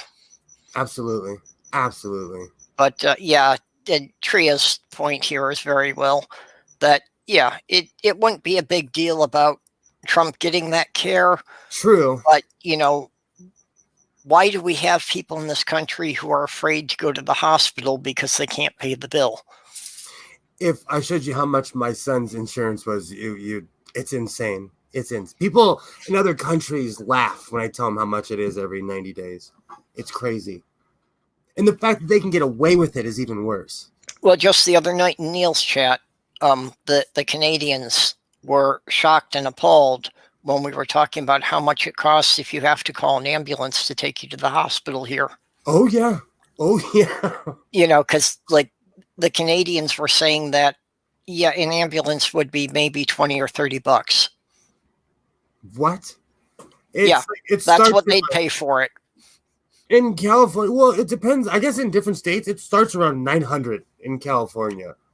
When I was living in New York, it was $2,000. That's what I'm saying. It's outrageous. God, that's insane.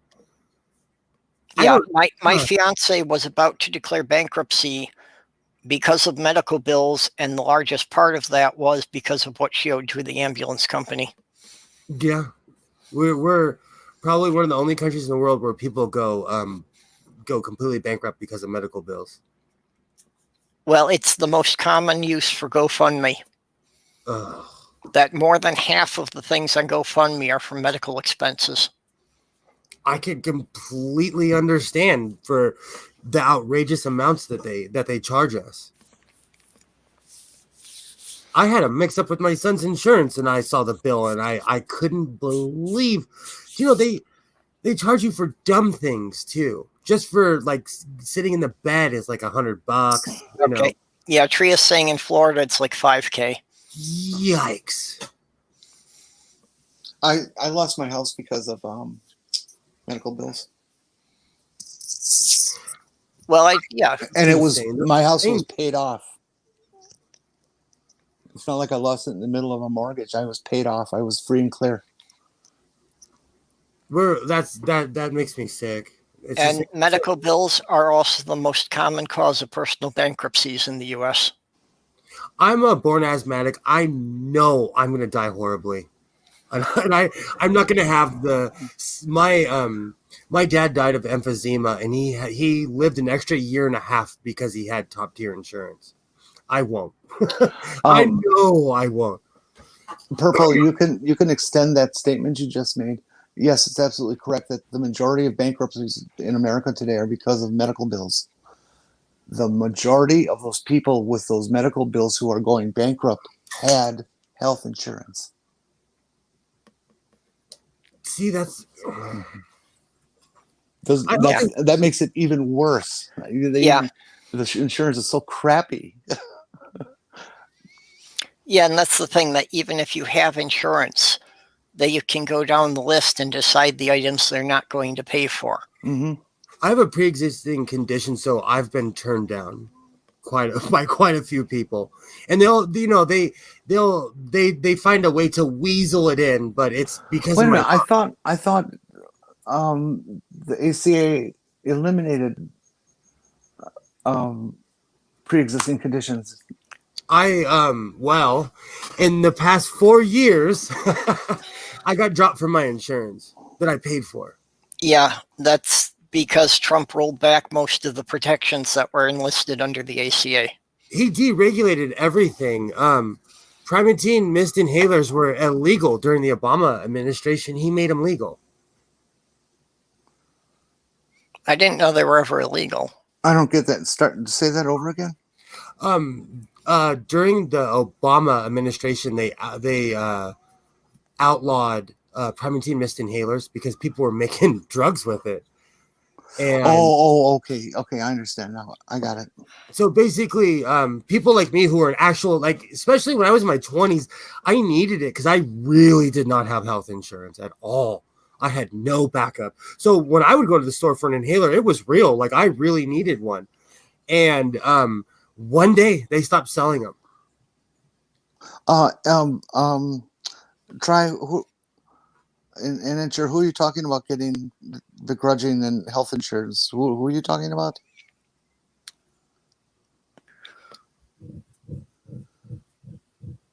I think she was talking about when Trump was in the hospital. Oh well, okay. If that's sorry, he's an employee of the government. He falls under their health care, and Yep. he deserves to have it Well, paid for. and we almost again, I forget what year it was. 2000, early 2000s. That the Senate almost passed a bill for health insurance for a universal health care. Yep. But, Mitt Romney. well, no, it was a really sucky one. And what killed it was Senator Paul Wellstone put a rider on it that said Congress would be covered under the same program. It disappeared overnight and was never heard from again.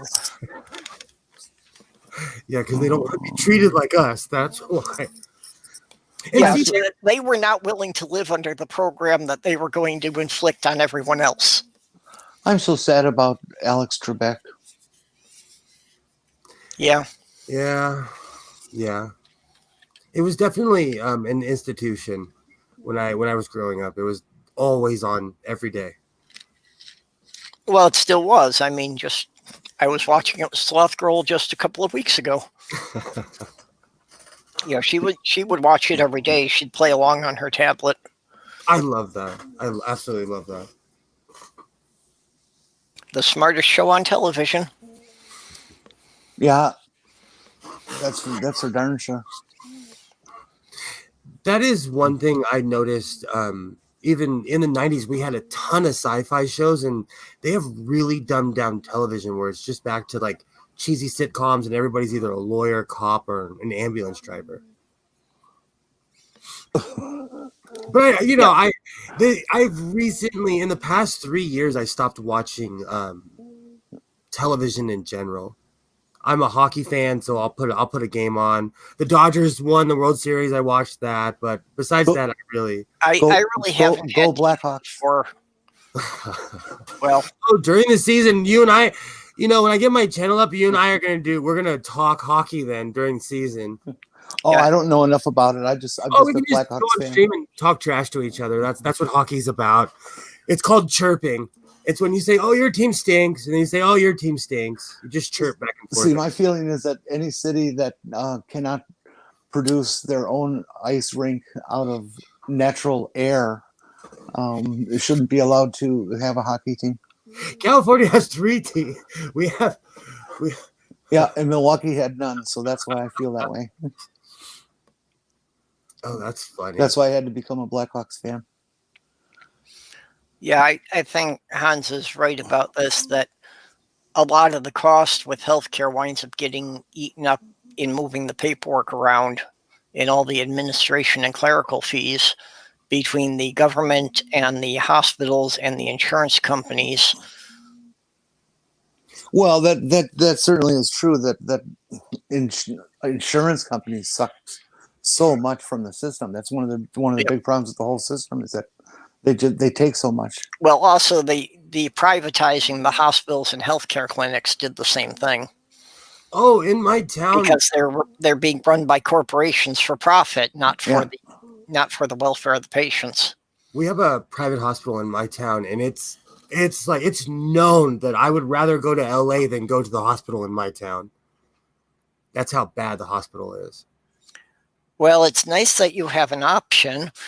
Where I was living in Michigan, the hospital was privately owned, but your next closest choice was 60 miles away.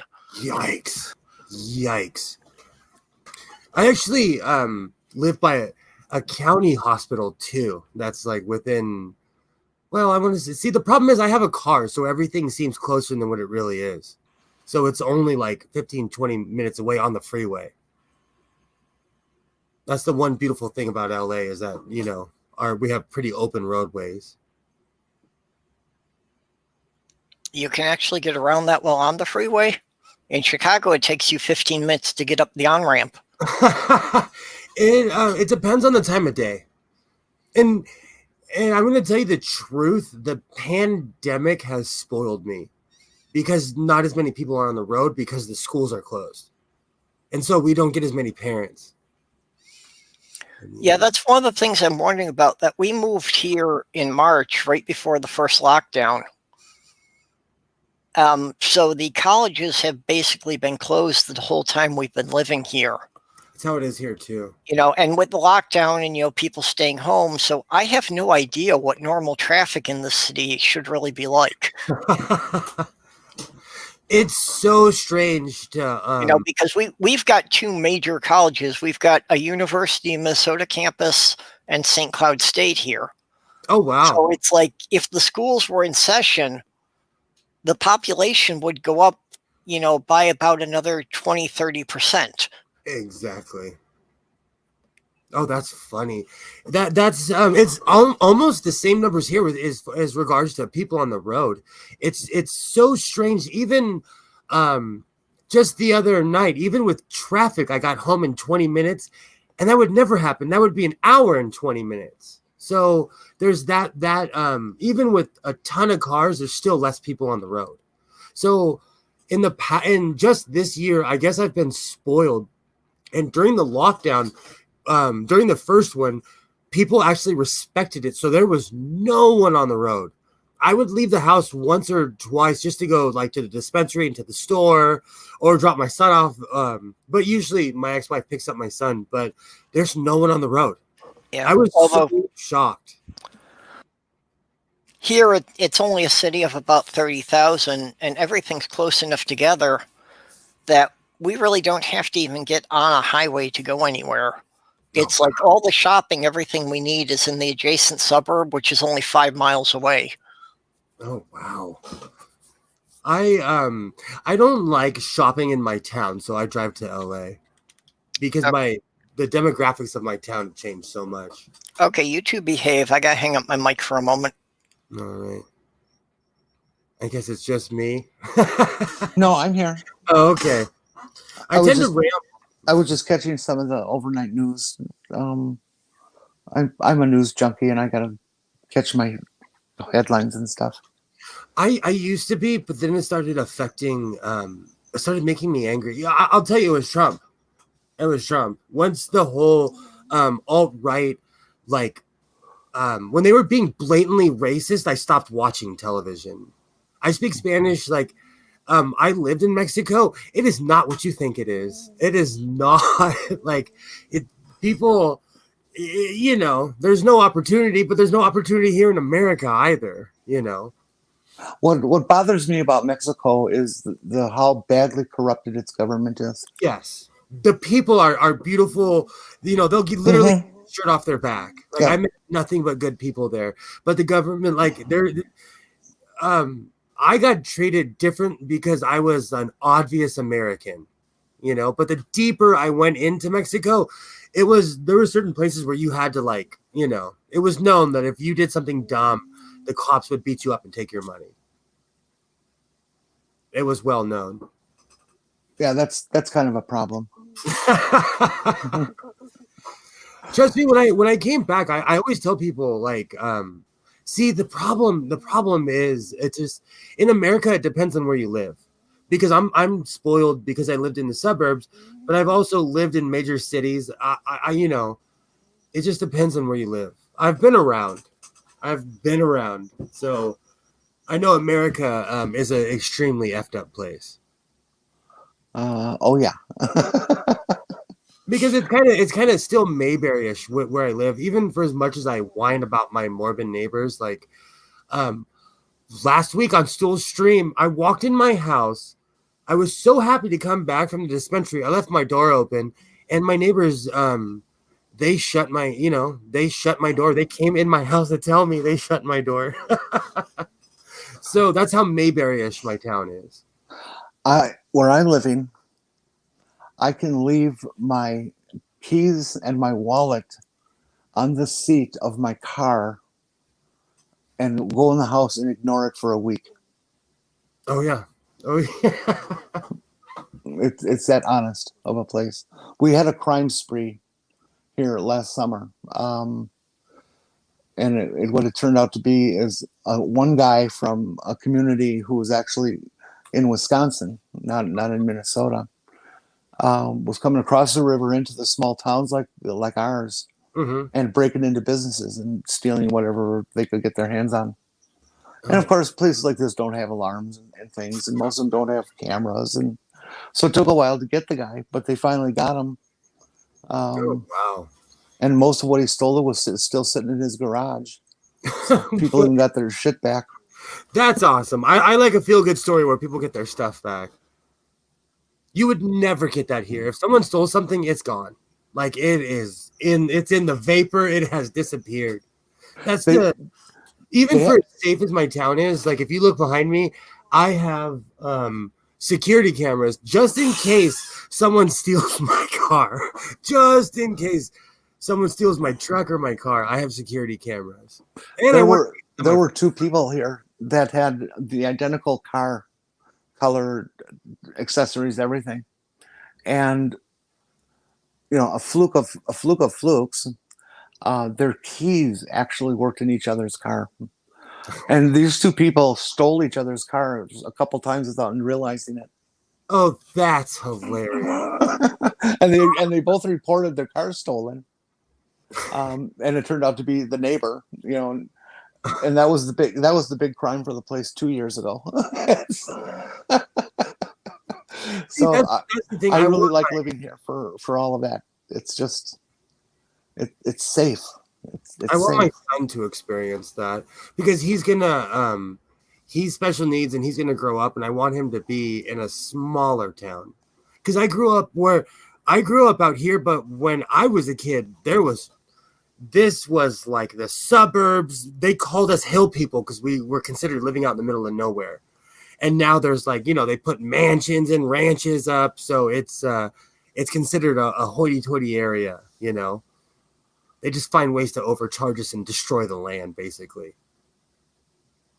But I miss the small town atmosphere. Because when I was a kid, I was a Boy Scout. I was in 4th of July parades. My sound has gotten goofy. I have to reboot. Okay.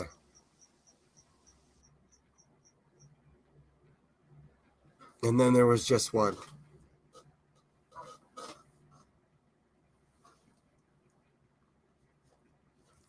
So it's not having a heart attack or a stroke or anything like that. Oh, I'm sure. I hope you feel better. I've been in the house since February, so I know how it is.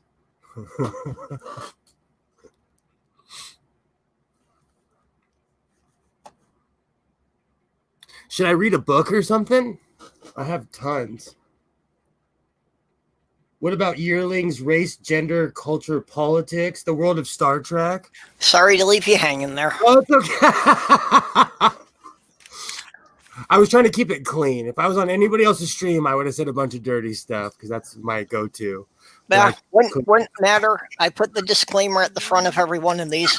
that I'm is back. Sloth Girl. If that ever happens again, I'll have a fashion show. That is true. I was tripping. I should just stand up and show the. Hey, so can I come out to LA and live in your space there that looks like enough to put down a sleeping bag and a mattress, and you can teach me how to sew. Yeah, you'd you'd have a blast. But it gets really hot during the summer. Oh, Like I'm probably gonna move my computer during the summer. I'm gonna move my computer out of here because it gets so hot. well, we'll get somewhere. Go do somewhere where there's an air conditioner. You know what's sad though? I want to move. I'm tired of politics. I want to move somewhere where there's not people. Well, come on to Minnesota. You'll be cold, but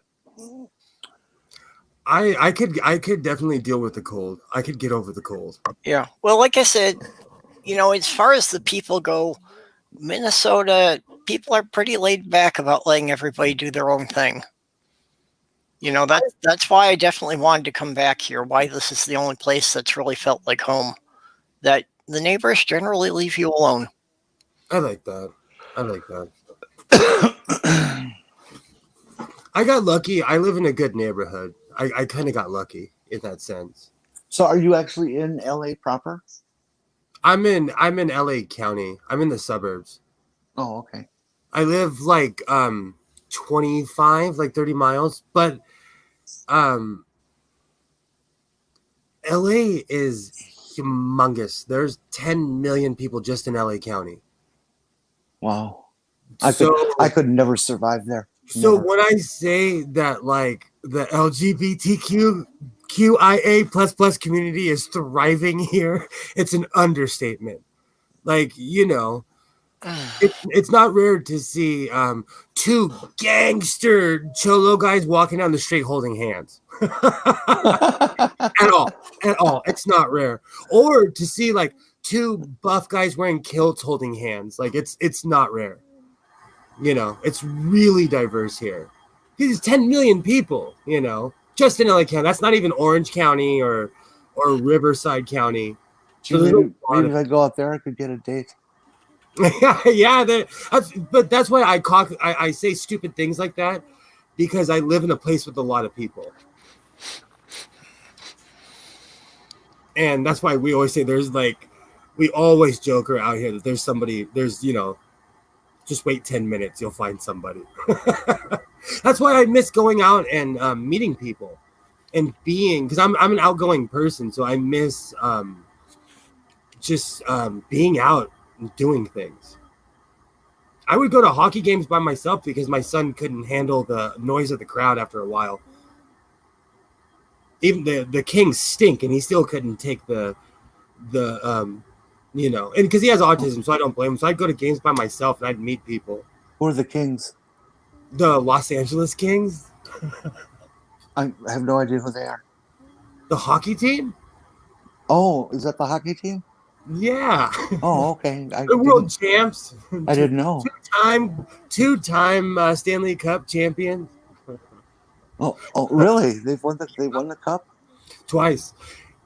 Wow. Twice. In my lifetime. No, because there's you talk to a Canadians fan, I have to ask him how old are you? Because they say we won cups and all this, and I'm like, how old are you? And they'll tell me, I'm like, well, you haven't won a cup in your lifetime. Well, that's why I'm a Packer fan. Packers have won in my lifetime.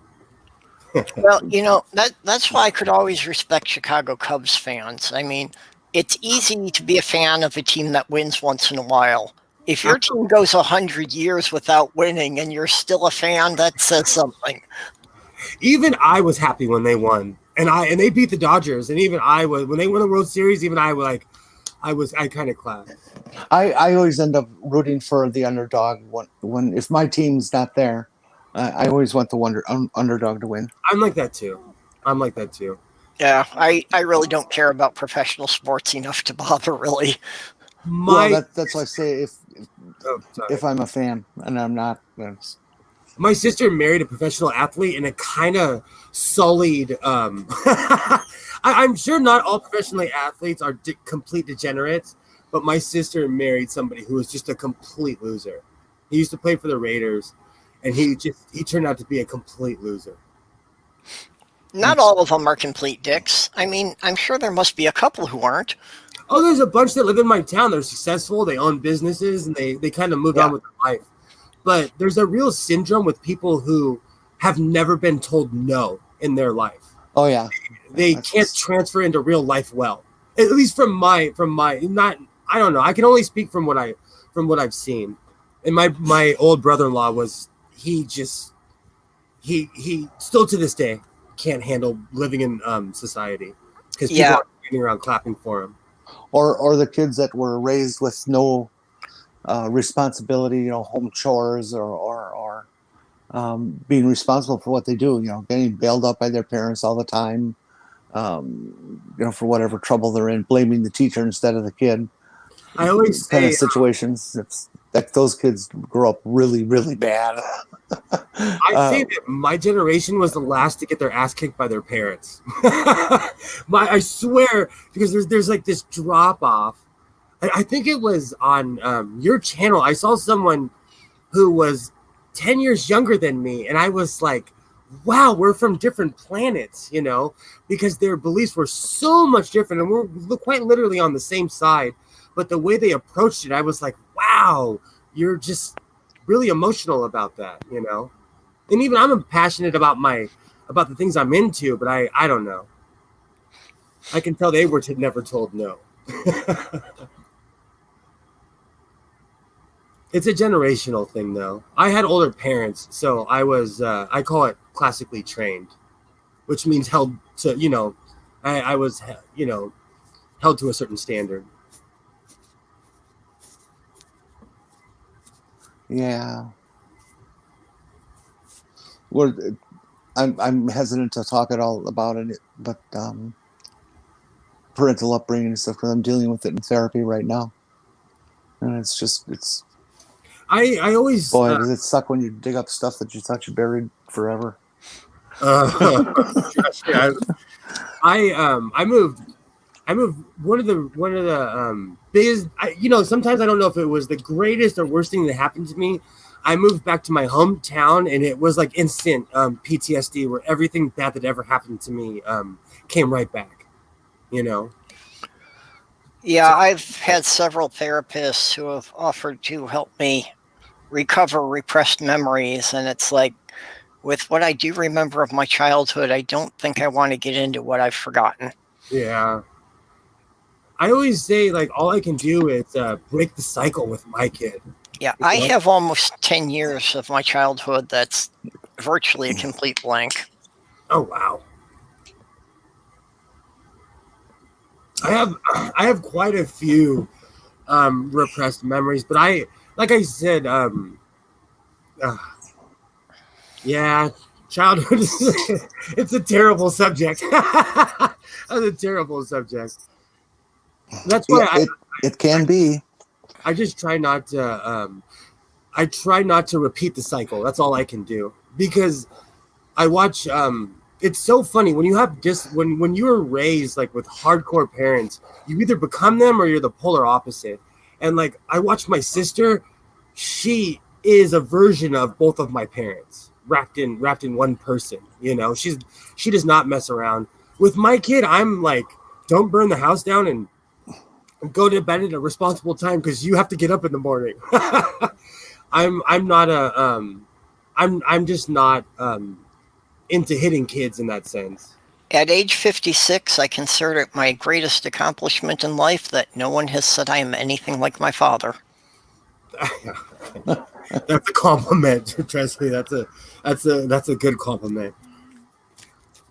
And that's another thing. Like my dad, I love my father. I really respect him, but because he used to call it because he thought I was a bit of a wuss, he taught me how to fight. And I appreciate it, but looking back, like, it's one of those things, Like your dad did that to you, try to make you tougher and stuff? Oh yeah, but he was never from a malicious thing. It was I'm also an oops baby, so I was way younger than my brothers and sisters. Like my parents were 42 when I was born, so they were like, oops, we're having another kid, you know. So my brothers and sisters were when I was in junior high school, they were, you know, already out having lives, you know. Mm-hmm. So yeah, my dad, but Yeah. he saw it more from the aspect of me being able to take care of myself, you know. Tria, there's nothing wrong with that, and that's really a wonderful thing. If if you have a parent that you feel was that good, that you can be proud of them like that. I've grown into liking my mom. I've grown into it. Well, just before my father died, I kind of came to some. I'm having trouble with words here, but my mom kind of reconciling some things that I knew all along that there was never anything malicious. yeah. He was raising us the way he was raised, and his father was a fucked up, alcoholic, abusive bastard. That's the thing. That's another thing. Because I've had my own addictions, I see, but the thing is, I never hurt people. Yeah, I not to judge people, but when I drank, I didn't go and try to fight people, you know. So but also in the same sense, the older I get, I try not to judge because it made me an angry person, and I had to let it go. Well, I won't go so far as to say that I could forgive everything my father did. Yeah, but I have acknowledged that there wasn't malice there. He did what he believed was the right thing at the time. Yeah, and I think that's very important for especially for us who grew up in that period where the parents were taught, the 1900s to 1950s kind of morality for men and women. that was my parents. Because they were just doing the best they could, and they were raised under some really fucked attitudes and stuff. But people who were born and raised in the 60s and 70s, especially 70s and on, should know a hell of a lot more about raising kids than both of my did. parents grew up during the Depression. Yeah, mine too. And I was raised in the 70s. Oh wow. I'm trying to think. My because my parents were so much older, like my and my grandparents, well, at least on my mom's side, were around. My grandma lived to be 99 years old. She died 2 years ago. Yeah. And so I always had people from a different generation around me. So, like, especially at church, one of my most favorite stories I tell now, but it's considered abuse. But like, my sister and I, we were laughing at church. We got to the back of the church, and my grandma meat hooked me in the back of the church, and everybody kind of cheered. And she let loose, but they considered that child raising back in the 80s, know. Mm-hmm. Well, now you go to jail if you open hand swung on a kid like that, I knew my mother's grandparents when I was growing up. My mom's grandmother didn't die until I was a teenager. Oh wow! See, that generation lived long. I had an Aunt Teresa who also lived to be 90 something. Yeah, and that's on my mother's side. A large number of them made it into their 90s. My mom is 93 and she's still alive. But can I ask you a question? Was it the women that lived longer? No, on my mom's side, it was pretty much any of them that weren't killed by alcohol. In my family, it's the women that live long and all the men die young. Yeah. Not young, but they die like in their 70s and 80s, Yeah, on my dad's side, 3/4 of them died of alcohol or an accident related to alcohol. Dying in your 70s and 80s is normal. That's not young. You died of old age. You're an old person. That's true. People live long. Like the women, I shouldn't say people. The women in my family live in their 90s. On my grandma's side, she had she had 13. Well, she had 12 sisters, and I think every single one of them lived Yeah. past 85. And Tria, this is why you are so amazing. That, I know how much it takes out of you taking care of your family.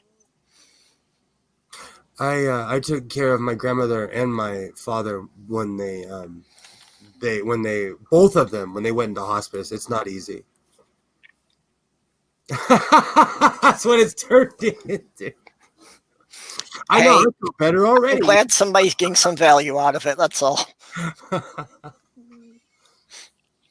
My thing is, like I said, I try to move on and break the cycle. Like even my dad was so much older than me, he wouldn't hang out with me until I was old enough to smoke and drink, And Yeah, so well- I take my kid places. I involve him in a lot of things. Like he even watches. My son watches Bionic Dance. Well, I'm the youngest of 9, and there's basically a pretty even spacing of 1.5 to 2 years between each of us. Oh wow! So there's 15 years between me and my eldest brother. So, we are pretty much separate generations at that point. Exactly. I'm trying to think. I have my oldest brother is going to be 60 or 61 this year. And then I have another brother that's 56 and another one who's 40, I think 49. So and my sister is 7 years older than me. I don't know. She lied so much about her age. I don't know how old she was 29 twice and got away with it. How old are you? I'm 39 years old. Oh man, it sucks that old. I know. I knew you were. No, I'm. Hey, if anybody's out there watching ABC News, quick, turn it on. That concrete into the truck is showing again. No, Oh, I don't it's have over. a TV hooked up here. I've got Jimmy Kimmel and Obama on mine. I watch Jimmy Kimmel because I can't get NBC or CBS. All I can get is ABC and Yeah, Fox. I really have not had TV for about 8 years now. That the closest thing I've had to TV is Netflix. You're honestly, you're better off. I didn't watch TV from the time I was 21 until I was almost 30. See, I really hate it when people talk about TV the way you guys are about to start talking about TV. If you are a discriminate television watcher, there's nothing wrong with watching television. There's lots and lots and lots of garbage. No, on I'm it. not about to trash. There's some really quality I- shit nowadays. I'm read not an trashing anthology TV. of I'm just saying, for me, the amount I watch wasn't worth paying for the cable. Oh, well, all right. I'll And if buy I that. told you how much, like I have a bundle, but if I told you how much I paid, you'd be like, "What?"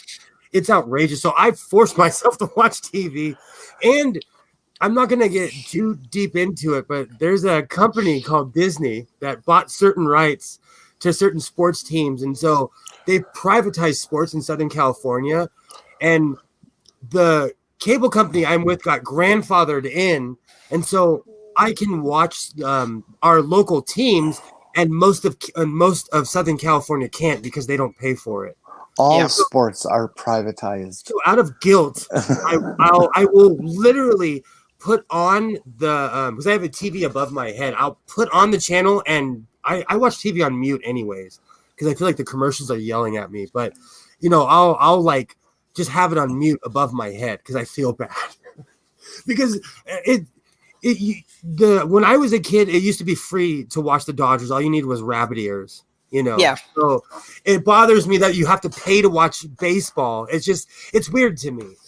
But the world is. Have you ever tried over-the-air TV reception in your area? With rabbit ears? Yeah, with your on your current digital. You have to have a digital tuner now. Bullshit. If you've got a TV and it has an antenna port, which it does, I have an antenna too. You can hook up an antenna and see what you can get. Oh, I'll do it. I'm a junk collector, so I have rabbit ears. No, but you do need a digital tuner because I forget how many years back. That's what you have in a TV nowadays. Yeah. They come with them. Yeah, if you've got the newer TVs. But yeah, Oh, okay. yeah, that all the broadcasts have gone digital because the FCC basically reassigned all their frequencies. Because even on my box, well, it's Spectrum now because they own everything, but on the digital, they give us all the tuned channels. So even ones that I get all the free channels too. And it's sad because I end up watching that because it has Stargate and like the old Star Trek on it. So I end up watching those channels that I could have got for free anyways. One thing that cable companies cheat people on is if you use broadcast reception, you know that you have a local station, say ABC, NBC, CBS, and they got their local whatever W blah blah blah, or K blah blah blah. But then they also nowadays with digital have like that'll be say channel 19.1. Exactly. Will be now then there's 19.2, 19.3, 19.4, 19.5. I have all of those stations. I only can get one station, but I get 5 choices from it. The same with public television. I've got 4 different public television stations in one tune. Are they different channels or is it the same channel? Well, it's the same. It's different that like my public TV is 36 point or 31.1, 31.2, 31.3. Because out here we have two different versions of PBS. Well, the point I was going to make though is that cable companies don't carry those other substations. They only carry the main local station. And so if you live only on cable and you never check out your over the air broadcast, you would be amazed at how much really good stuff you're missing. Oh yeah. Oh yeah. When I lived in Oregon, I didn't have cable and I caught season 9 of Stargate and it got me back into the show. Oh, and as an adult, I went back and bought the entire series, and that was right when Atlantis was taking off, and they kind of it was like the last 2 seasons of SG1, and Atlantis had 3 years after that. Jason. Yeah, I'm a sucker for Stargate. That was like in the 90s. That was my show because it was always on TV. So I partied a lot. When I came home, it was always on. Was my show. I never got to see the last couple seasons. I've only seen through season 8. And at this point, it's been so long, I think I need to go back and start over from the beginning to see the whole thing. Of course, you have to do.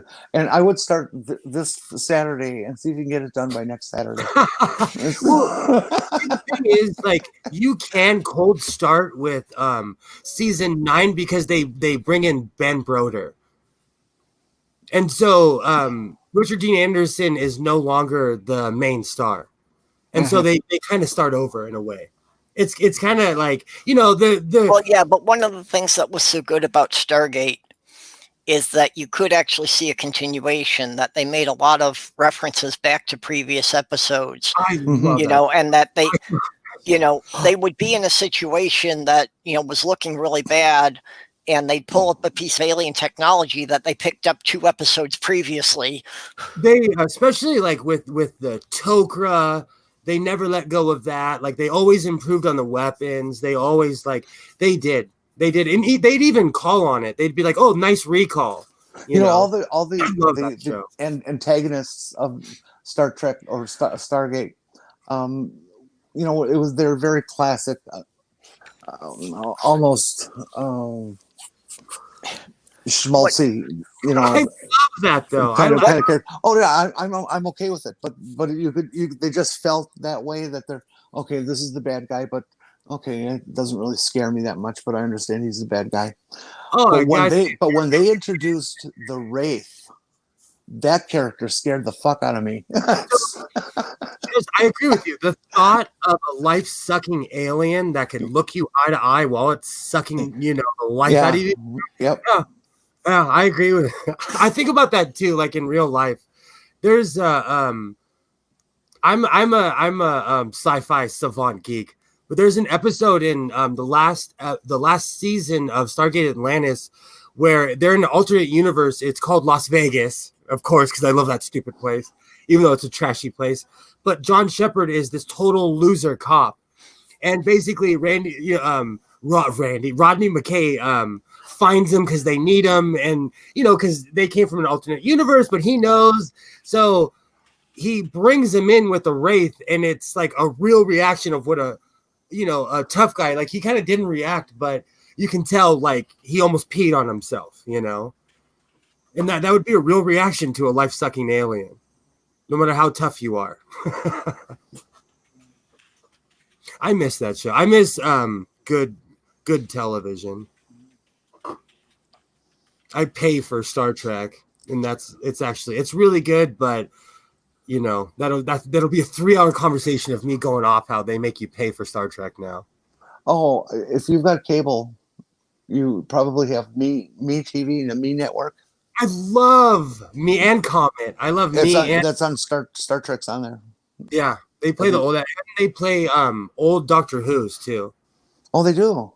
Yeah, at least on the not around here. It's so weird because even back to like Stargate, and when I lived in Oregon, it was on TV. Even it's probably on TV right now. It's not on TV here in California like that. Like, you actually have to search for it. It's one of those things. Yeah, I'd love somebody to start showing Doctor Who from the beginning. Sloth Girl. It was the TV beginning. It started on radio. Yeah, Sloth Girl was saying that BritBox has it from the early seasons, from the first season. They had it on Netflix before they discovered they had gold and everybody wanted to watch it. They had the old episodes and the newer ones.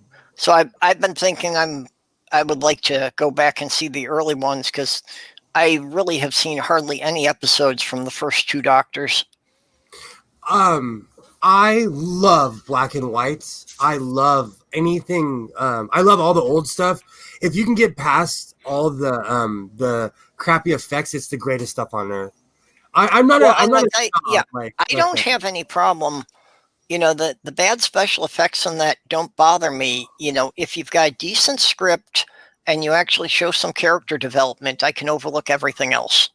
In the beginning of the pandemic, I fell in love with Blake 7. They recently ripped it off of YouTube because BBC are just complete a-holes, but it was terrible. I mean, they had these ugly monsters. The acting was just, I got hooked. Actually, I have most of the episodes on one of my old hard drives here somewhere. I fell in love with the show. But I love that cheesy, campy, over the top kind of stuff. I love that 1970s stuff. You mean like Lost in Space? I like that too. God, I hated that show. Lost in Space I had trouble with, but I'm trying to think. All my VHS and DVDs are over there, but I watch a lot of black and white. I watch a lot of old grindhouse horror movies.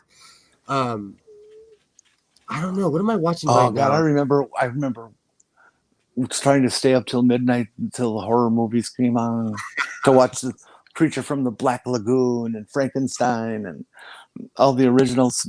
It was neat. That's me when I was a kid. I used to watch Elvira. When I was in school, one of the Chicago UHF stations used to have a creature feature showcase every weekend. They would play all of the old monster movies, all the old, Godzilla, these guys in the rubber suit monster movies. I love those. Even right now, I am on an old computer. I'm watching these really bad old Japanese and Chinese kung fu movies from the 70s, and they're bad, but I love them. And I get into them, and they have plot twists. I absolutely love it.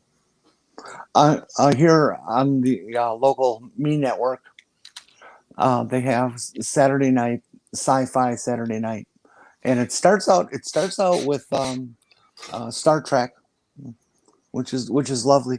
but it eventually devolved very quickly into Lost in Space and Voyage to the Bottom of the Sea and Land of the Giants and Planet See, of the Apes. You know, it's Oh, like, oh my now see, god, I haven't seen those in so long. the I would worst actually TV like to ever see those made. again. so It's- true story. When I was a little kid, that show scared me. So it's just the alien face scared me. So I rarely watched it. I rarely watched that as a kid. I'm trying to think. I'm I about to think lose my battery. Oh, sorry. I'm trying to think. That's Like okay. It's not your fault. we have. I'm gonna have to switch devices. Well, okay. The only stuff I can't get into are like the original Superman, like the old black and white Superman. Some of those are bad. And I've rewatched all the old Batmans and it's pretty bad. But I love them. Like the Batman movie, my son loved it, so we watched it 1,000 times with Adam West.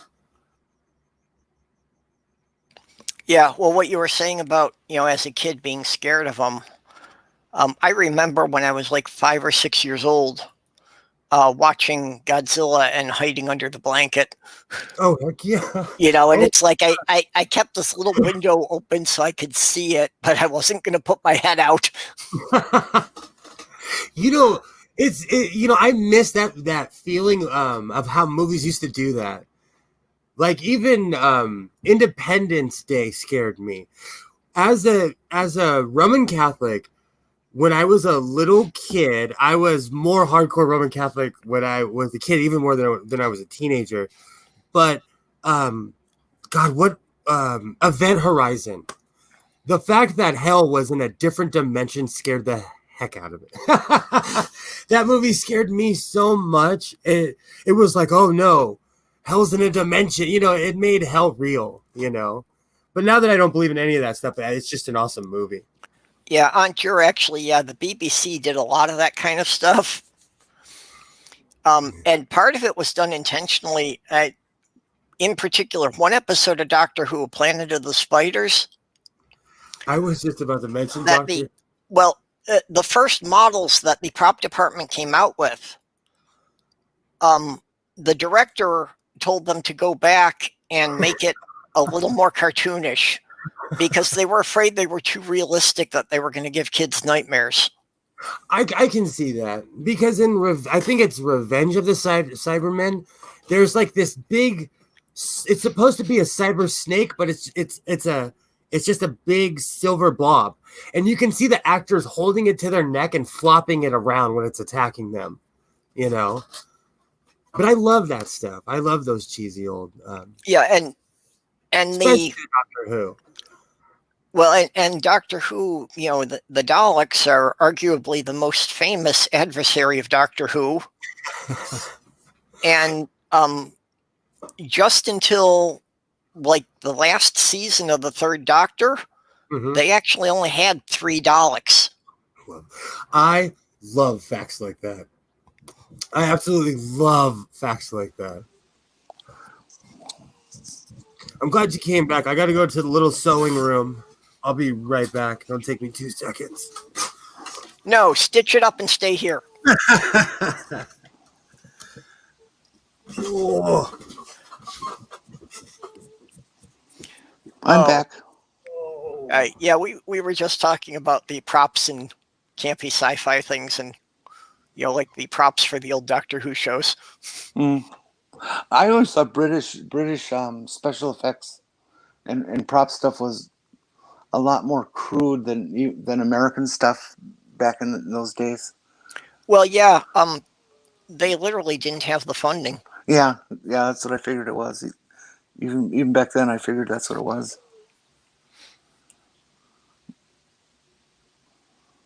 But yeah, I loved the original Night Gallery and the original Outer Limits. Night Gallery, you mean the one that supposedly replaced Twilight Zone?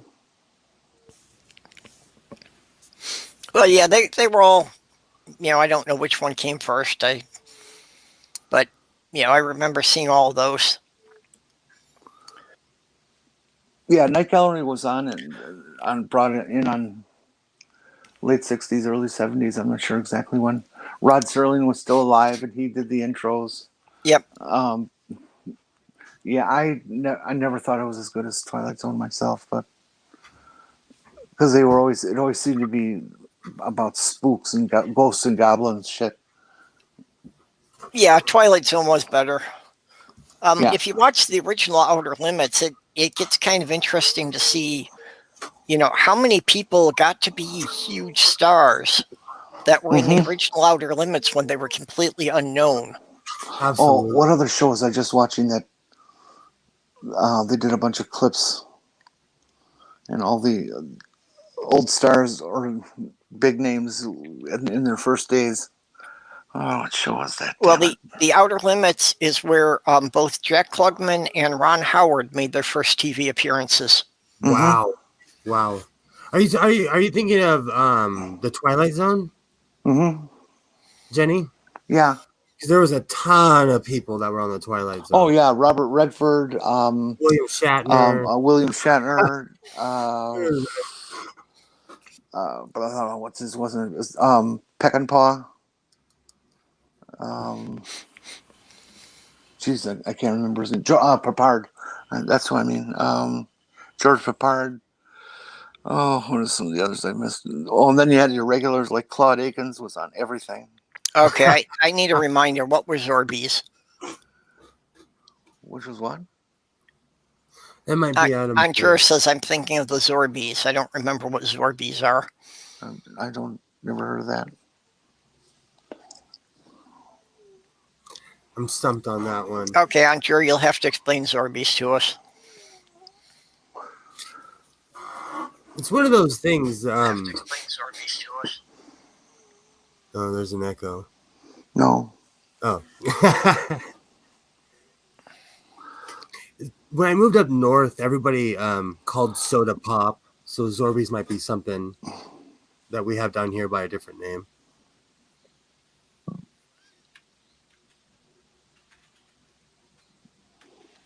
Yeah, I've never heard of a Zorby. But yeah, I tend to watch a lot of that older stuff because I can't get in, and I don't watch network television, so I'd kind of be lost. Did you ever watch the British spy show, The Avengers? No, I never got into that. I'm more like a sci-fi geek, and I fall into the weirdest things. Like I'll watch Masterpiece Theater.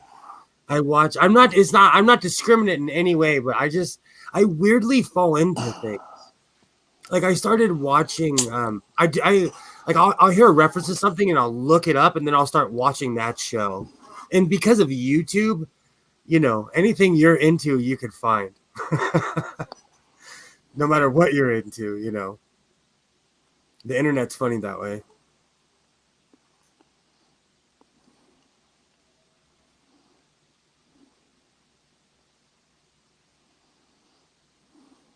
Is it just me again?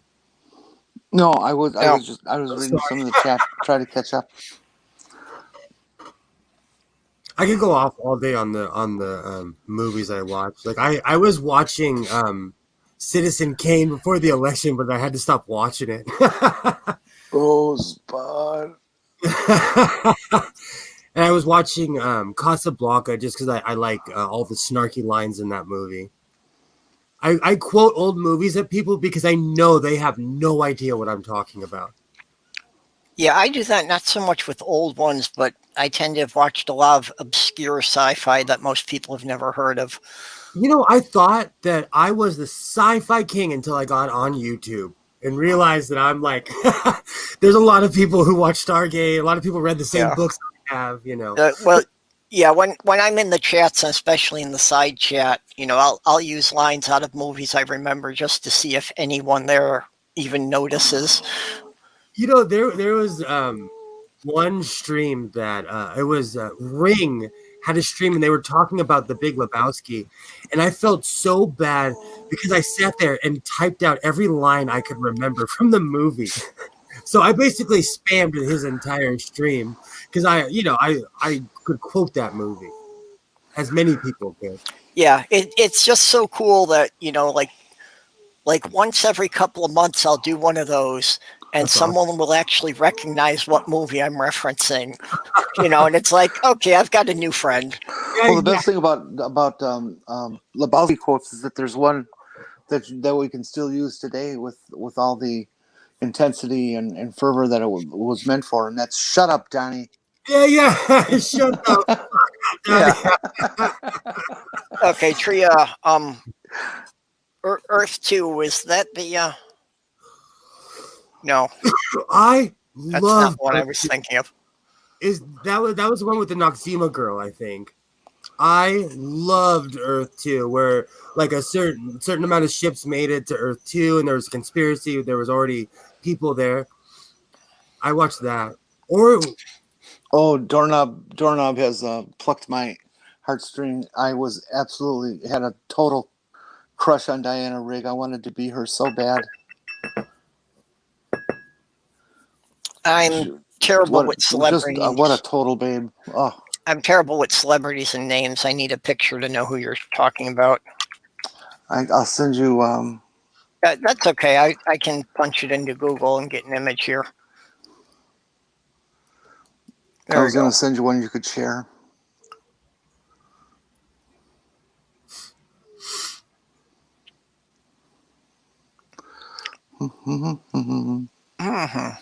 I got a Wikipedia article, but only one picture in it. I loved Earth 2. Yeah, it had the Noxzema girl in it. Well, she died recently, so pictures surfaced of her recently. For those who know who she was also in Game of Thrones. She played some ancient queen or something. I don't know. I never watched it. Neither have I. Oh, okay, yeah. Yeah, from the TV series The Avengers. That's where I know her. Share that that I just sent you with the viewers.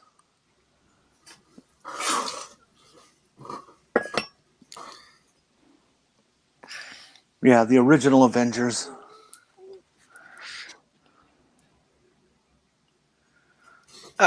Original Avengers is that's a difficult point. Well, when did the comic Avengers get invented? I'd have to look that up, but it was the early 60s. Oh, I know. I made a lot of money selling my comic book, The Avengers. My comic. I had a lot of under 200s I sold when I was getting divorced.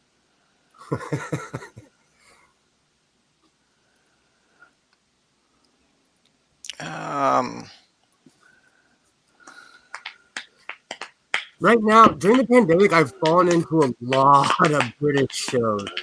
And I'm watching Earth Final Conflict too. Also, that's an old show that was on it was on at like 1 a.m. here. But what was it again? Earth Final Conflict. It's just a sci-fi show from the 90s. What the fuck? I'm sorry. Google, it's like no matter what I click on, it insists on going to the shopping thing. Yikes. Okay, Avengers #1, September 1963. Okay, I'm pretty sure the television show was after that. Yep, and that was just when there was the first comic book titled The Avengers. The team had actually appeared previously to that in like Amazing Stories. That was just when they got their own run. So yeah, I think Captain America actually started out in the late 50s. The comic or the comic?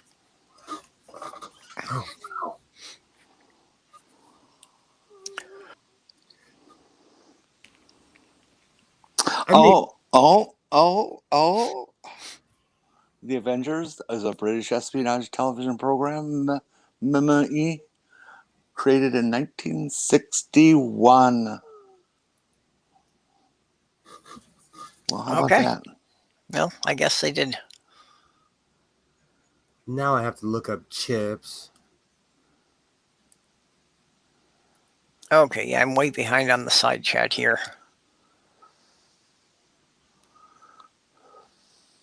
Ow. That's from the 70s. Okay, Earth 2 was an American sci-fi series which aired on NBC from November 1994 to June 1995. Oh God. There's a photograph of a sign, and it's a sign out in the wild somewhere, and it's got it looks like an 8x10 black and white photograph, and the sign reads, ABC Television.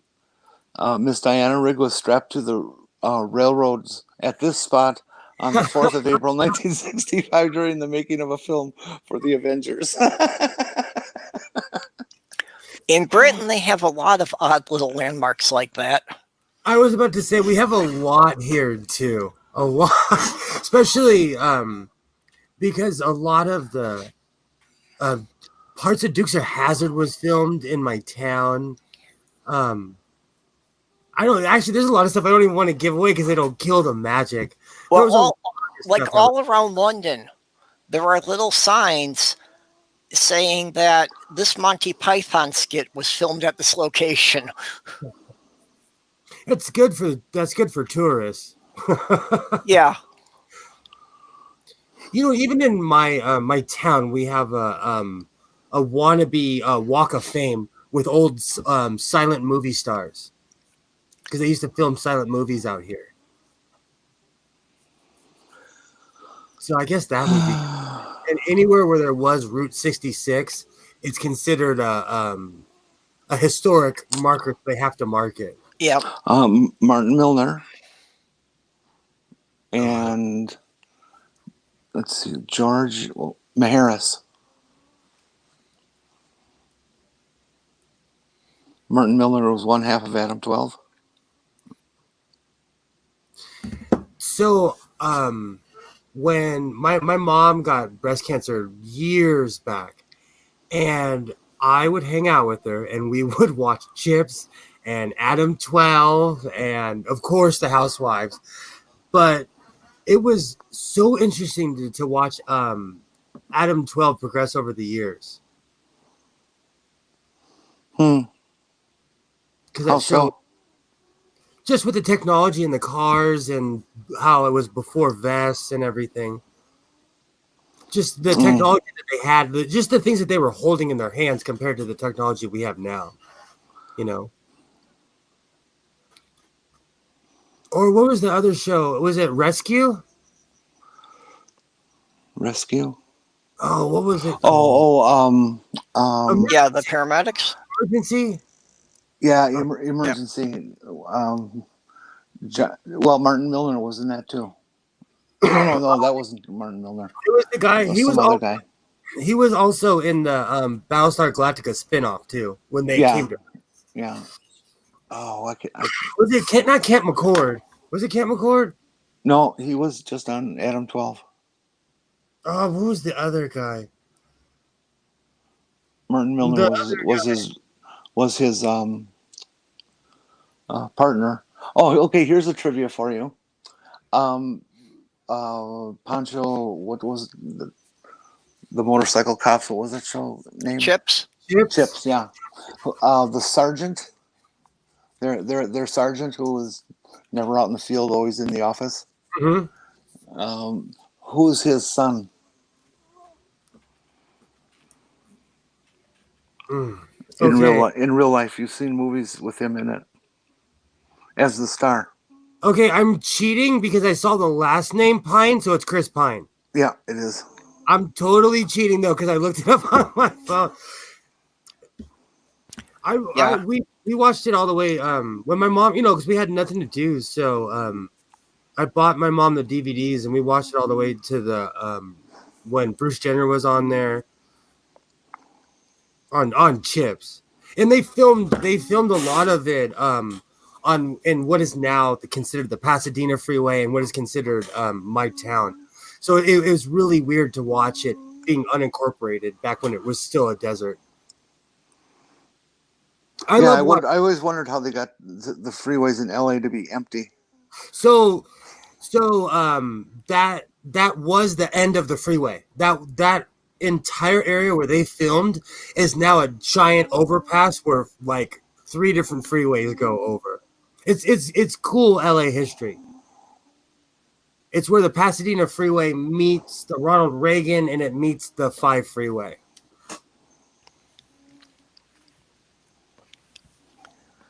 A cool little LA factoid.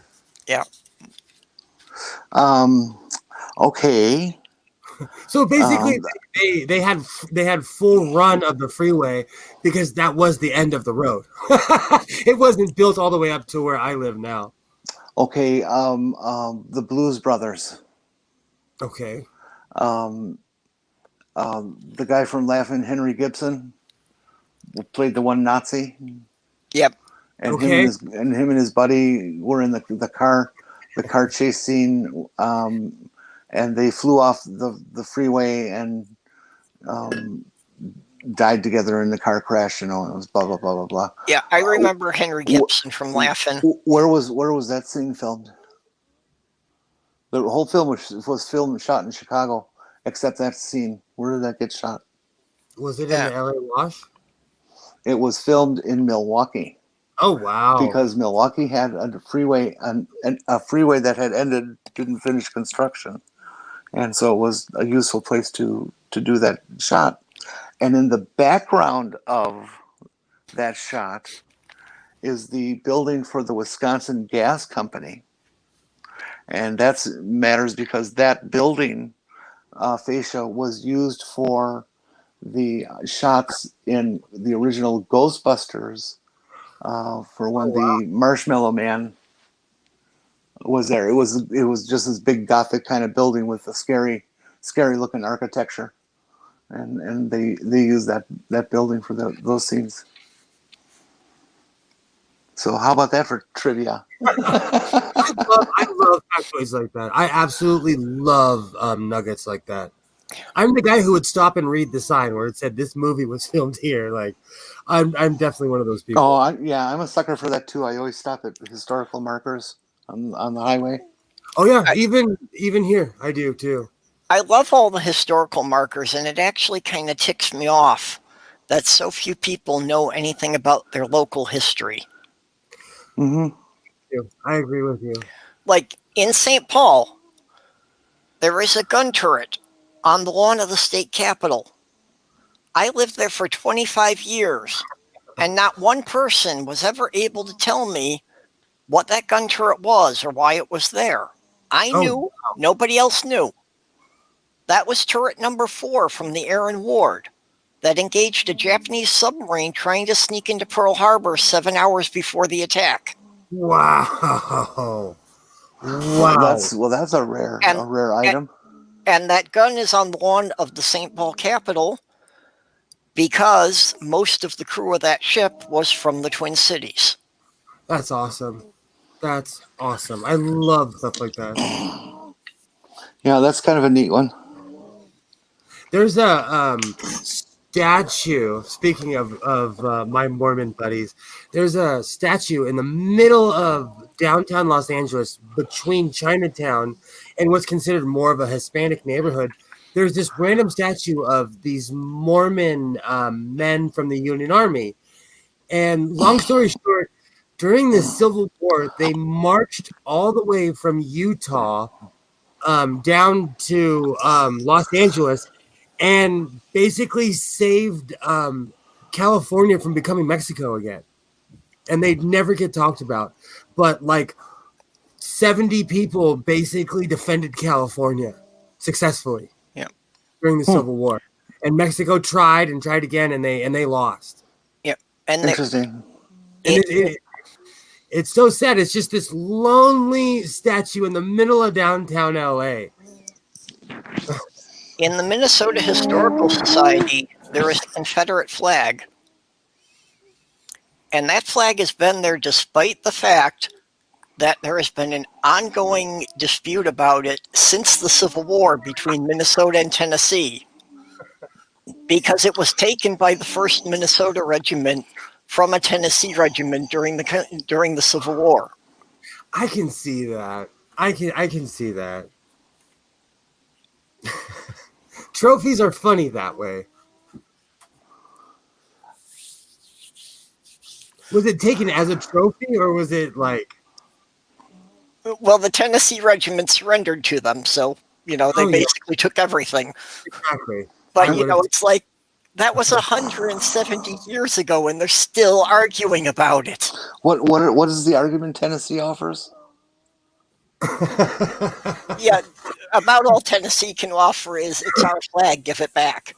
Oh, well, fuck you, you lost it.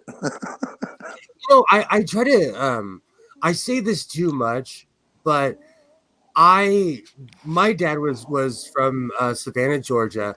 I had to date, we have 30 family members that we found that were that served in the Civil War. 27 of them fought for the Confederacy. And they were black, they were not white people. And I always tell people, like, history gets twisted and it gets molded into what someone wants to fit it at the time, and it's become this symbol of these sad, disenfranchised white guys who don't want to put it away and just man up, Yeah. How long ago was that war? It's just I no longer get mad at people. I just feel sorry for them. Like, that's why, like, on Twitter, I put a giant penis on the Confederate flag I got in that foreclosed house because I felt sorry for him more than anything else, Yeah. It's just sad. It's just sadness. That's actually the premise of the first novel I wrote. It's a group of time travelers who go back to battles and historic events to try and get a less biased recording of history. Seriously. That's actually something I would read. Well, so they're called the League of Recorders of Bill and that's all Ted's they Excellent do. Adventure? Yeah, they're called the League of Recorders because that's all they do. They're not supposed to interfere with anything. They're just supposed to try and record the events objectively and go back home. I'm nosy, though. I would be like, hey, I like you. Don't go to the battle tomorrow, kid. I like you. I would tell at least one person, like. Well, that's how it tends to play out. Is that that's their stated purpose. It doesn't always work that way. I like that. I like that whole premise. That's awesome. One episode of it is that they actually saved about 120 people while the Titanic was sinking. See, I would have done that too. There's in the beginning of the newer Who, there's in one of the skits they say that the doctor was a butler for one of these families, and he tells them, hey, you shouldn't go on the Titanic. You shouldn't go on there. So they always say the doctor saved them. Who is it that supposedly saved 120 people? No, it's just part of my novel. Oh, okay. I like the concept. I really like that. Yeah. I'm for as much as I try to be indifferent, I couldn't go back in history and not try to change it. Like, if I had a time machine, you would not want me to have a time machine. I would tell a lot of people, like, don't go here. I would give certain people technology and teach them how to defend their borders.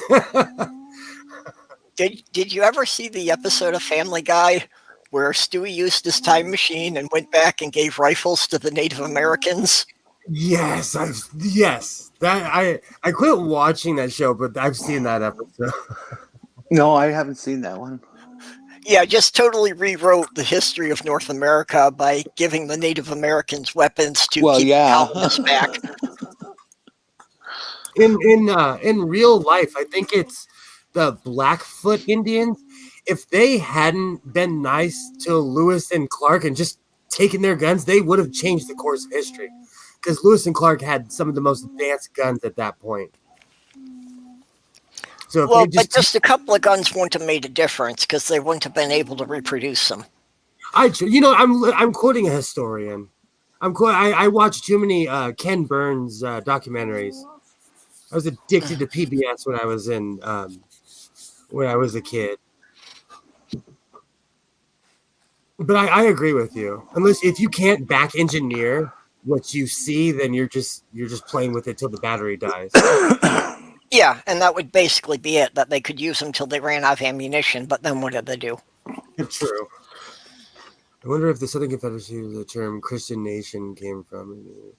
It probably is. I get scared when anyone says Christian nation or where I get scared when I hear that.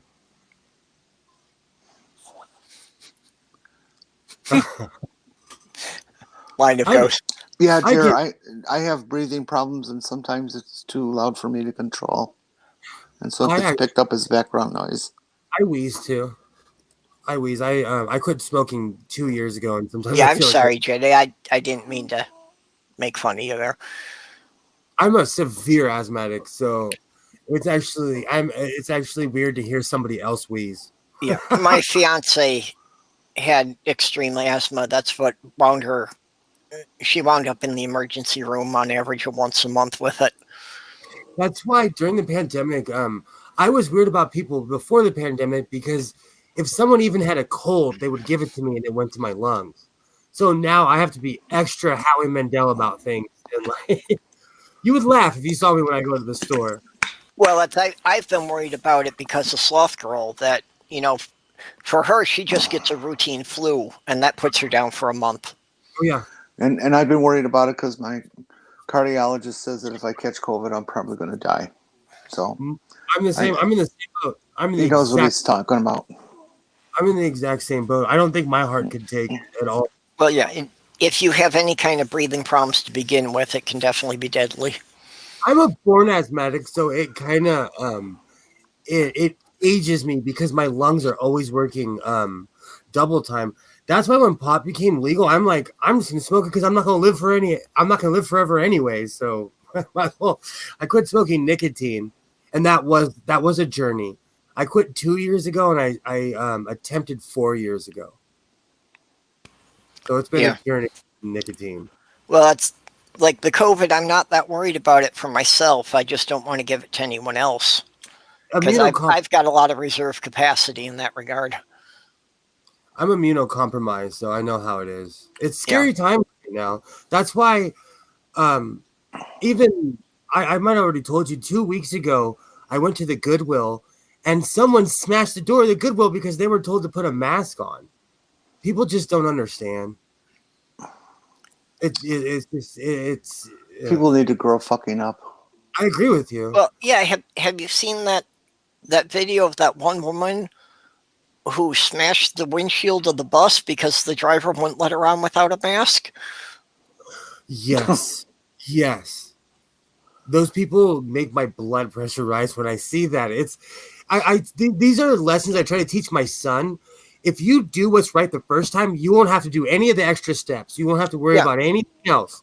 Just that's what I'm thinking every day now. Is like, if people had taken this seriously and stayed home and worn masks back in March and April, we wouldn't be where we are now. I said that in the chat of a live stream today, that we will have COVID a year from now because Americans are that stubborn.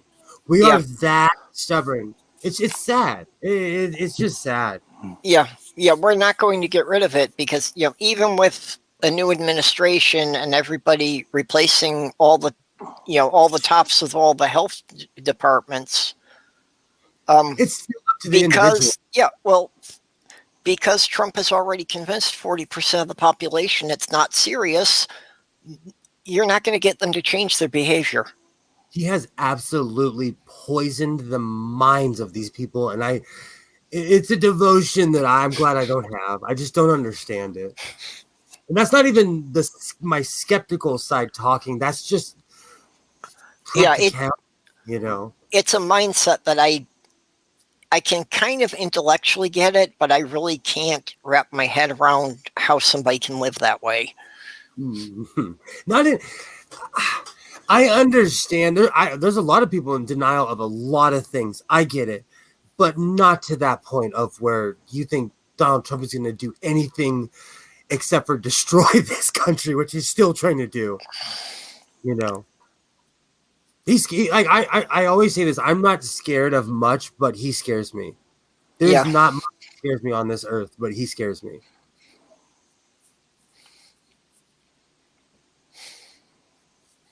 Even in other countries, they're waiting for the day that the adults take over.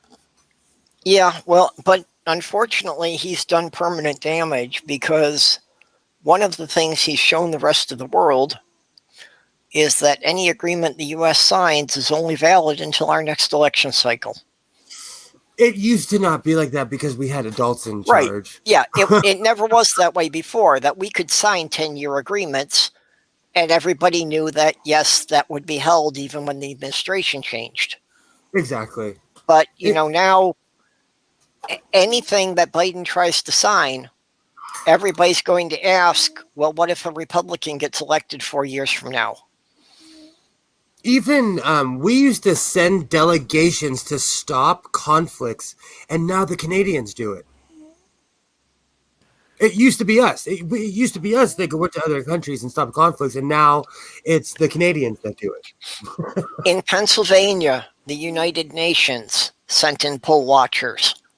Oh, wow. Because the rest of the world did not trust us to run a fair election.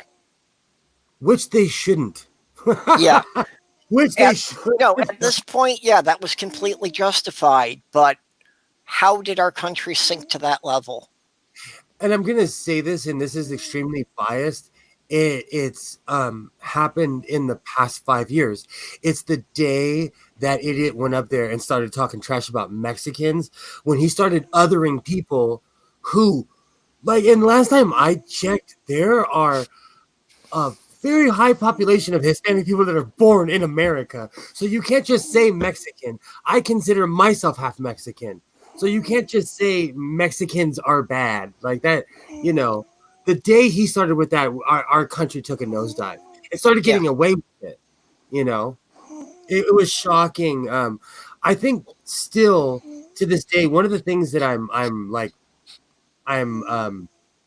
jamming over is I'm shocked on how many people voted for that man. I still am. And that's, when Sesame Street premiered in 1969, they had Latino cast members because they recognized that that was common in most large cities in the U.S. Yeah. That white people had Latino neighbors. When I moved out of Southern California, it was weird for me to see white people working at fast food restaurants or even black people working at fast food restaurants. It was weird because, I live in Southern California where there's mainly Hispanic people or people from Korea here. Or, there's just people from all around the world here, So it was strange to me. It was culture shock. To realize that it was mainly white and black people that lived in America. Yeah. Well, what I'm seeing here in St. Cloud is that there's a very visible Somali population. And I mean, they're easy to spot because of the way they dress, but very much so. I mean, you go into any store and there's going to be at least a couple of employees are Somali. I remember when people were panicking when there was lots of people of a certain religion that were in Minnesota, and they considered it a problem. And here it is years later. Is Islam a problem where you guys live? Is who a problem? Islam? No, we have. I can never pronounce her name right. Yeah, I'm Ilhan aware Omar, they're around, but I don't has a associate congressional them with a district problem. right in Minneapolis. The only reason I bring that up is because it's so different in America than it is in the UK because most people, 99% of, they're peaceful here in California. The most peaceful people I come across, Well, see, and that's part of it is that the people who follow Islam but came to the U.S., most of them came here because they're trying to escape the radical Islam. Exactly. I just when I because I watch a lot of news in the UK, it's so different there than here. it's peaceful. I don't know. At least where I live, it's people live in peace. You know, people don't even make snide comments about Islam or anything around here because they don't want to offend somebody. Because you never know. Well, and when I was living in St. Paul in the early 2000s, the thing then was we got a significant influence of Hmong people. Mm-hmm. Yeah, right, like from 2000 to 2005. I like, you know, I'm biased, but I like diversity. I've lived in places where it's all one race, and you could pick a race. I've lived around in all Black communities, all Hispanic communities, all white communities, and when you get a majority of people, they tend to other people, and it doesn't matter if it's all men. I worked in a factory up north where it was all men, and it was drama. Okay, Doorknobhead, thanks for finding that for me. I didn't realize it went back that far. Oh, wow. Makes sense. Yeah.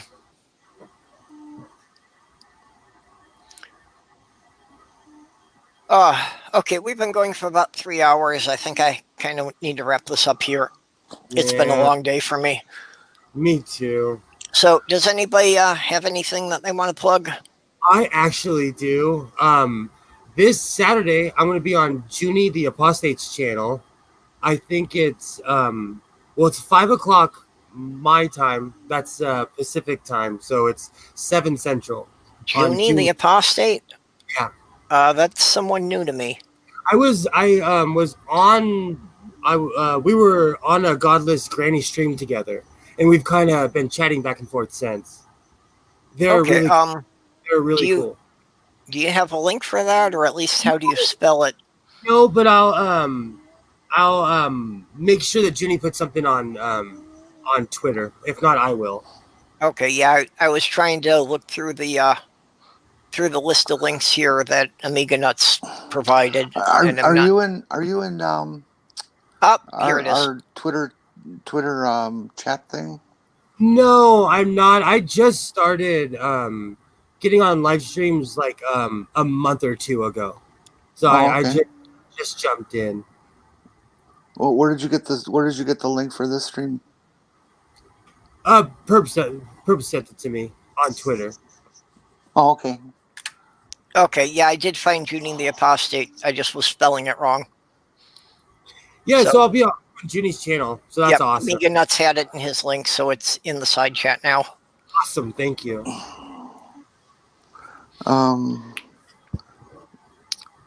Jenny, aren't you guest starring on the show later? Well, movie night on Friday as usual. Okay, yeah. Critical Cripples questions show for Friday. Or is that Saturday? I thought Friday. I saw you listed somewhere else. Was it Sit Down with Debunkers or something? Yeah, I'll be with them on Sunday. I forget the time. Okay, yeah, that's what I had seen. Was Sit Down with Debunkers on Sunday. But I don't have a link to that right now. And I was going to try to add. How do I add? What are you trying to add?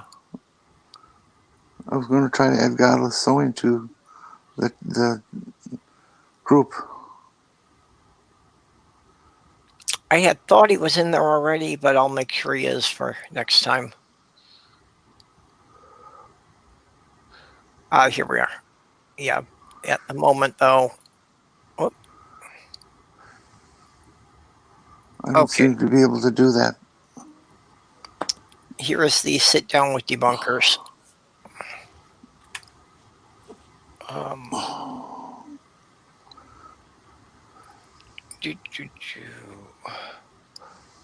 me see if I can find.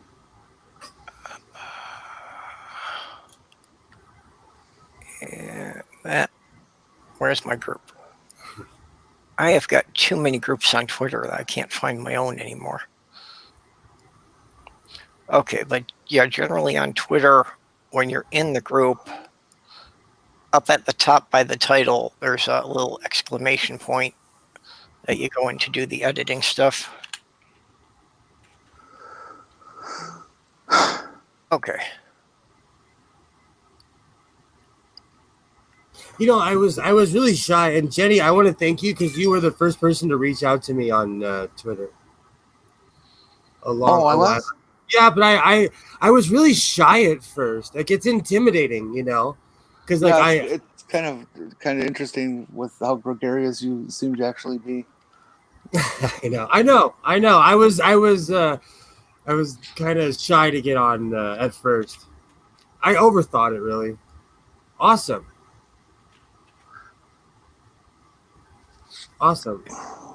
And while I'm at it, have to add our ginger friend. There we go. Hey, Okay. do you know how to make dress patterns? Well, clothing patterns. Yeah. I did this out of boredom because I'm going to cover my keyboard. But I make all kind of weird patterns. This is just a quick hobo stitch. Mm-hmm. But like I make all kinds of patterns. And like I said, I'm going to have all kinds of time on my hands because we're going to be put back. California's going to be on lockdown real soon. Hey, Watchtower. We were just about to wrap it up here. I just saw this dress that I want to duplicate. The only place it exists is in my memory. You might be able to catch it on a. I believe it's a secret underarm deodorant commercial. But it's just stunningly beautiful. Like I'm still gonna make the sweaters from Blake 7. But it's just a big V with just different colors. Like you'd be surprised; those are easy to make. What knit and crochet or just sewing in general? Oh, like yeah. Once you get started, like you'd be surprised.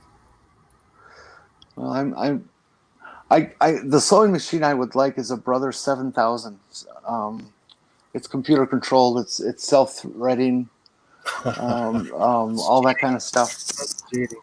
I'm old enough where I don't see all that well anymore, so anything that would self-thread is going to be a good I'd thing. like to see the self-threading mechanism. I just can't understand quite how that works. Yeah, I'm literally looking it up right now because that's interesting. Because that is the bane of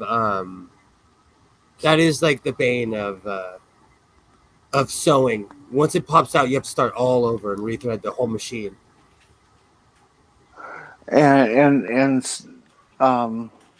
you can buy them new for around $200, $225. Thank you, Watchtower. Which is not much. I mean, that's dirt cheap for a sewing machine, especially when it can do like 50 different stitches and things like that.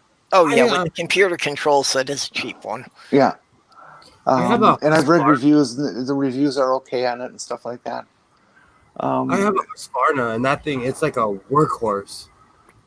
Yeah, I'm sure it doesn't come up to the level of that or some of those other Swedish machines and stuff. But yeah, they put a lot of.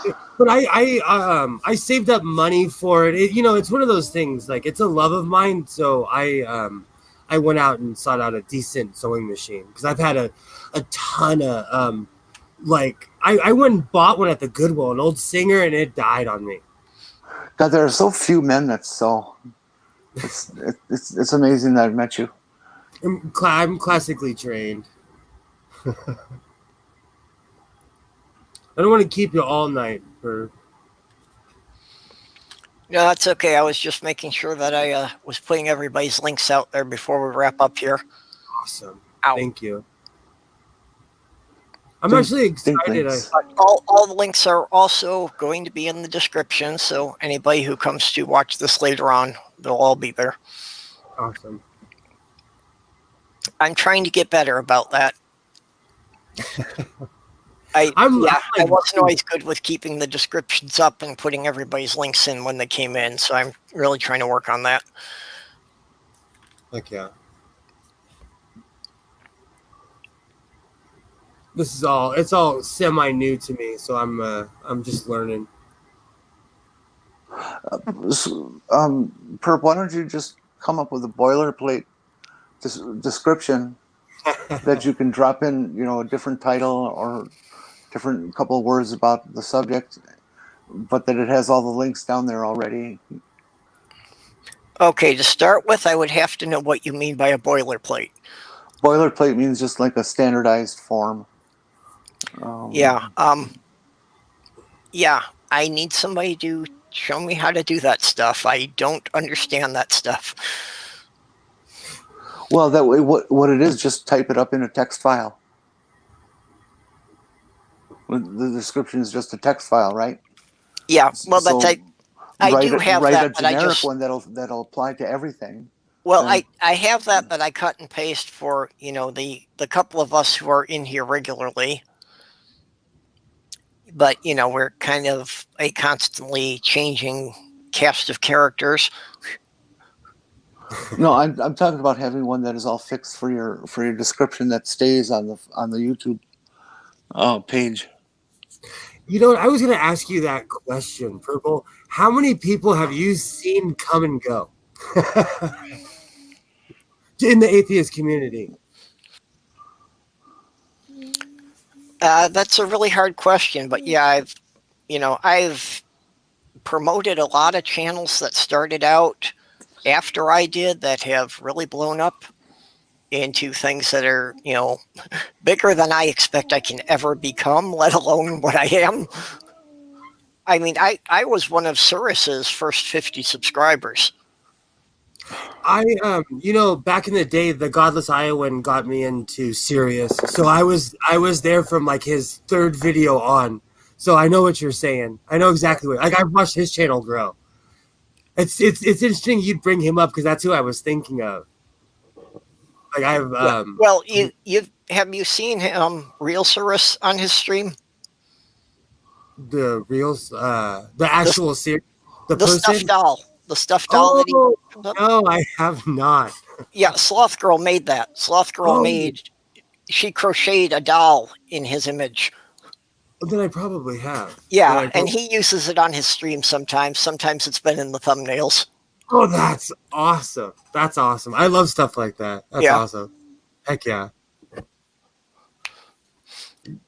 Just something earlier I was like, I bet Purple has seen a ton of people come and go. Just a ton of people. Yeah. Purple's fairly basically new himself. It's been about 3 years now that I've been really active. About 6 months before that, I started getting into YouTube under a different name. Oh, okay. Yeah, but it was 3 years ago in October that I had my hernia surgery. And, then I was like, I had about 6 weeks that I could barely get out of my chair. So I did nothing but sit and binge YouTube. That's like 2 years ago, I was painting houses. And I got tired of watching. I watch old MTV videos. And so on a whim, I typed in the word atheism just to see what would pop up. And here I am 2 years later, Yeah, I never actually thought about looking for atheism. I am here because after my surgery, I was looking for 80s animation and I ran across Bionic Dance.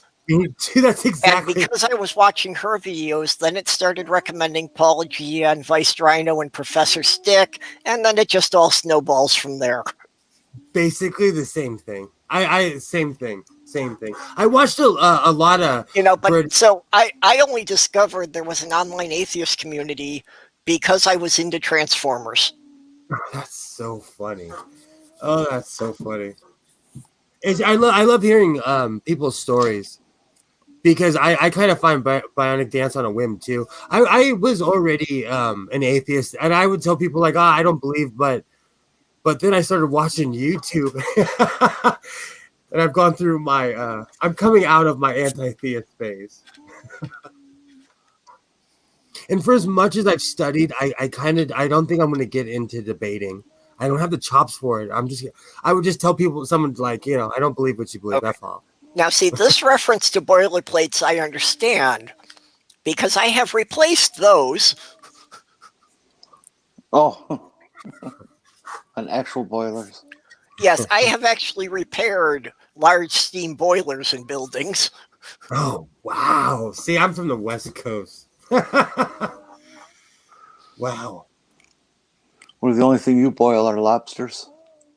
I love lobster. Yeah. They're price gouging though, so I can't afford. I refuse to pay that much money. Like I'm not trying to end the stream on a bad note, but we're getting heavily price gouged here because they know we're suckers and we like to eat food. Yeah. So, Well, think of blue lobsters because they make you smile. They're so pretty. Aside from 6 months in New York, I've always lived in the Midwest, but even counting New York, I've always lived on the Great Lakes. oh wow! But so when you lived in New York, you like were the prices really high when you lived in New York, as compared to living anywhere else? Well, I didn't live in New York City. I lived in Syracuse, which is in the center of the state. Yeah. I have a cousin who lives in New York, and like you have to be rich to to basically live there nowadays. Unique New York. Say that 3 times real fast. Unique New York. Unique New York. I had a speech impediment as a kid, so I compulsively try to pronunciate my words because I still slur my words. Well, kids, I'm going to take off. Yeah. Okay. Yeah, we were shutting down here, so we got gotta get up. everybody's links out there. Unless anybody else has anything more they want to plug. Thank you. Yep. Otherwise, yeah, I'll just be back here, next week, Wednesday at noon and Thursday at midnight for whoever wants to come and chat. Good to be on with you. Nice to meet you, Jen. Thanks for coming, both of you. Awesome. And there's the red button.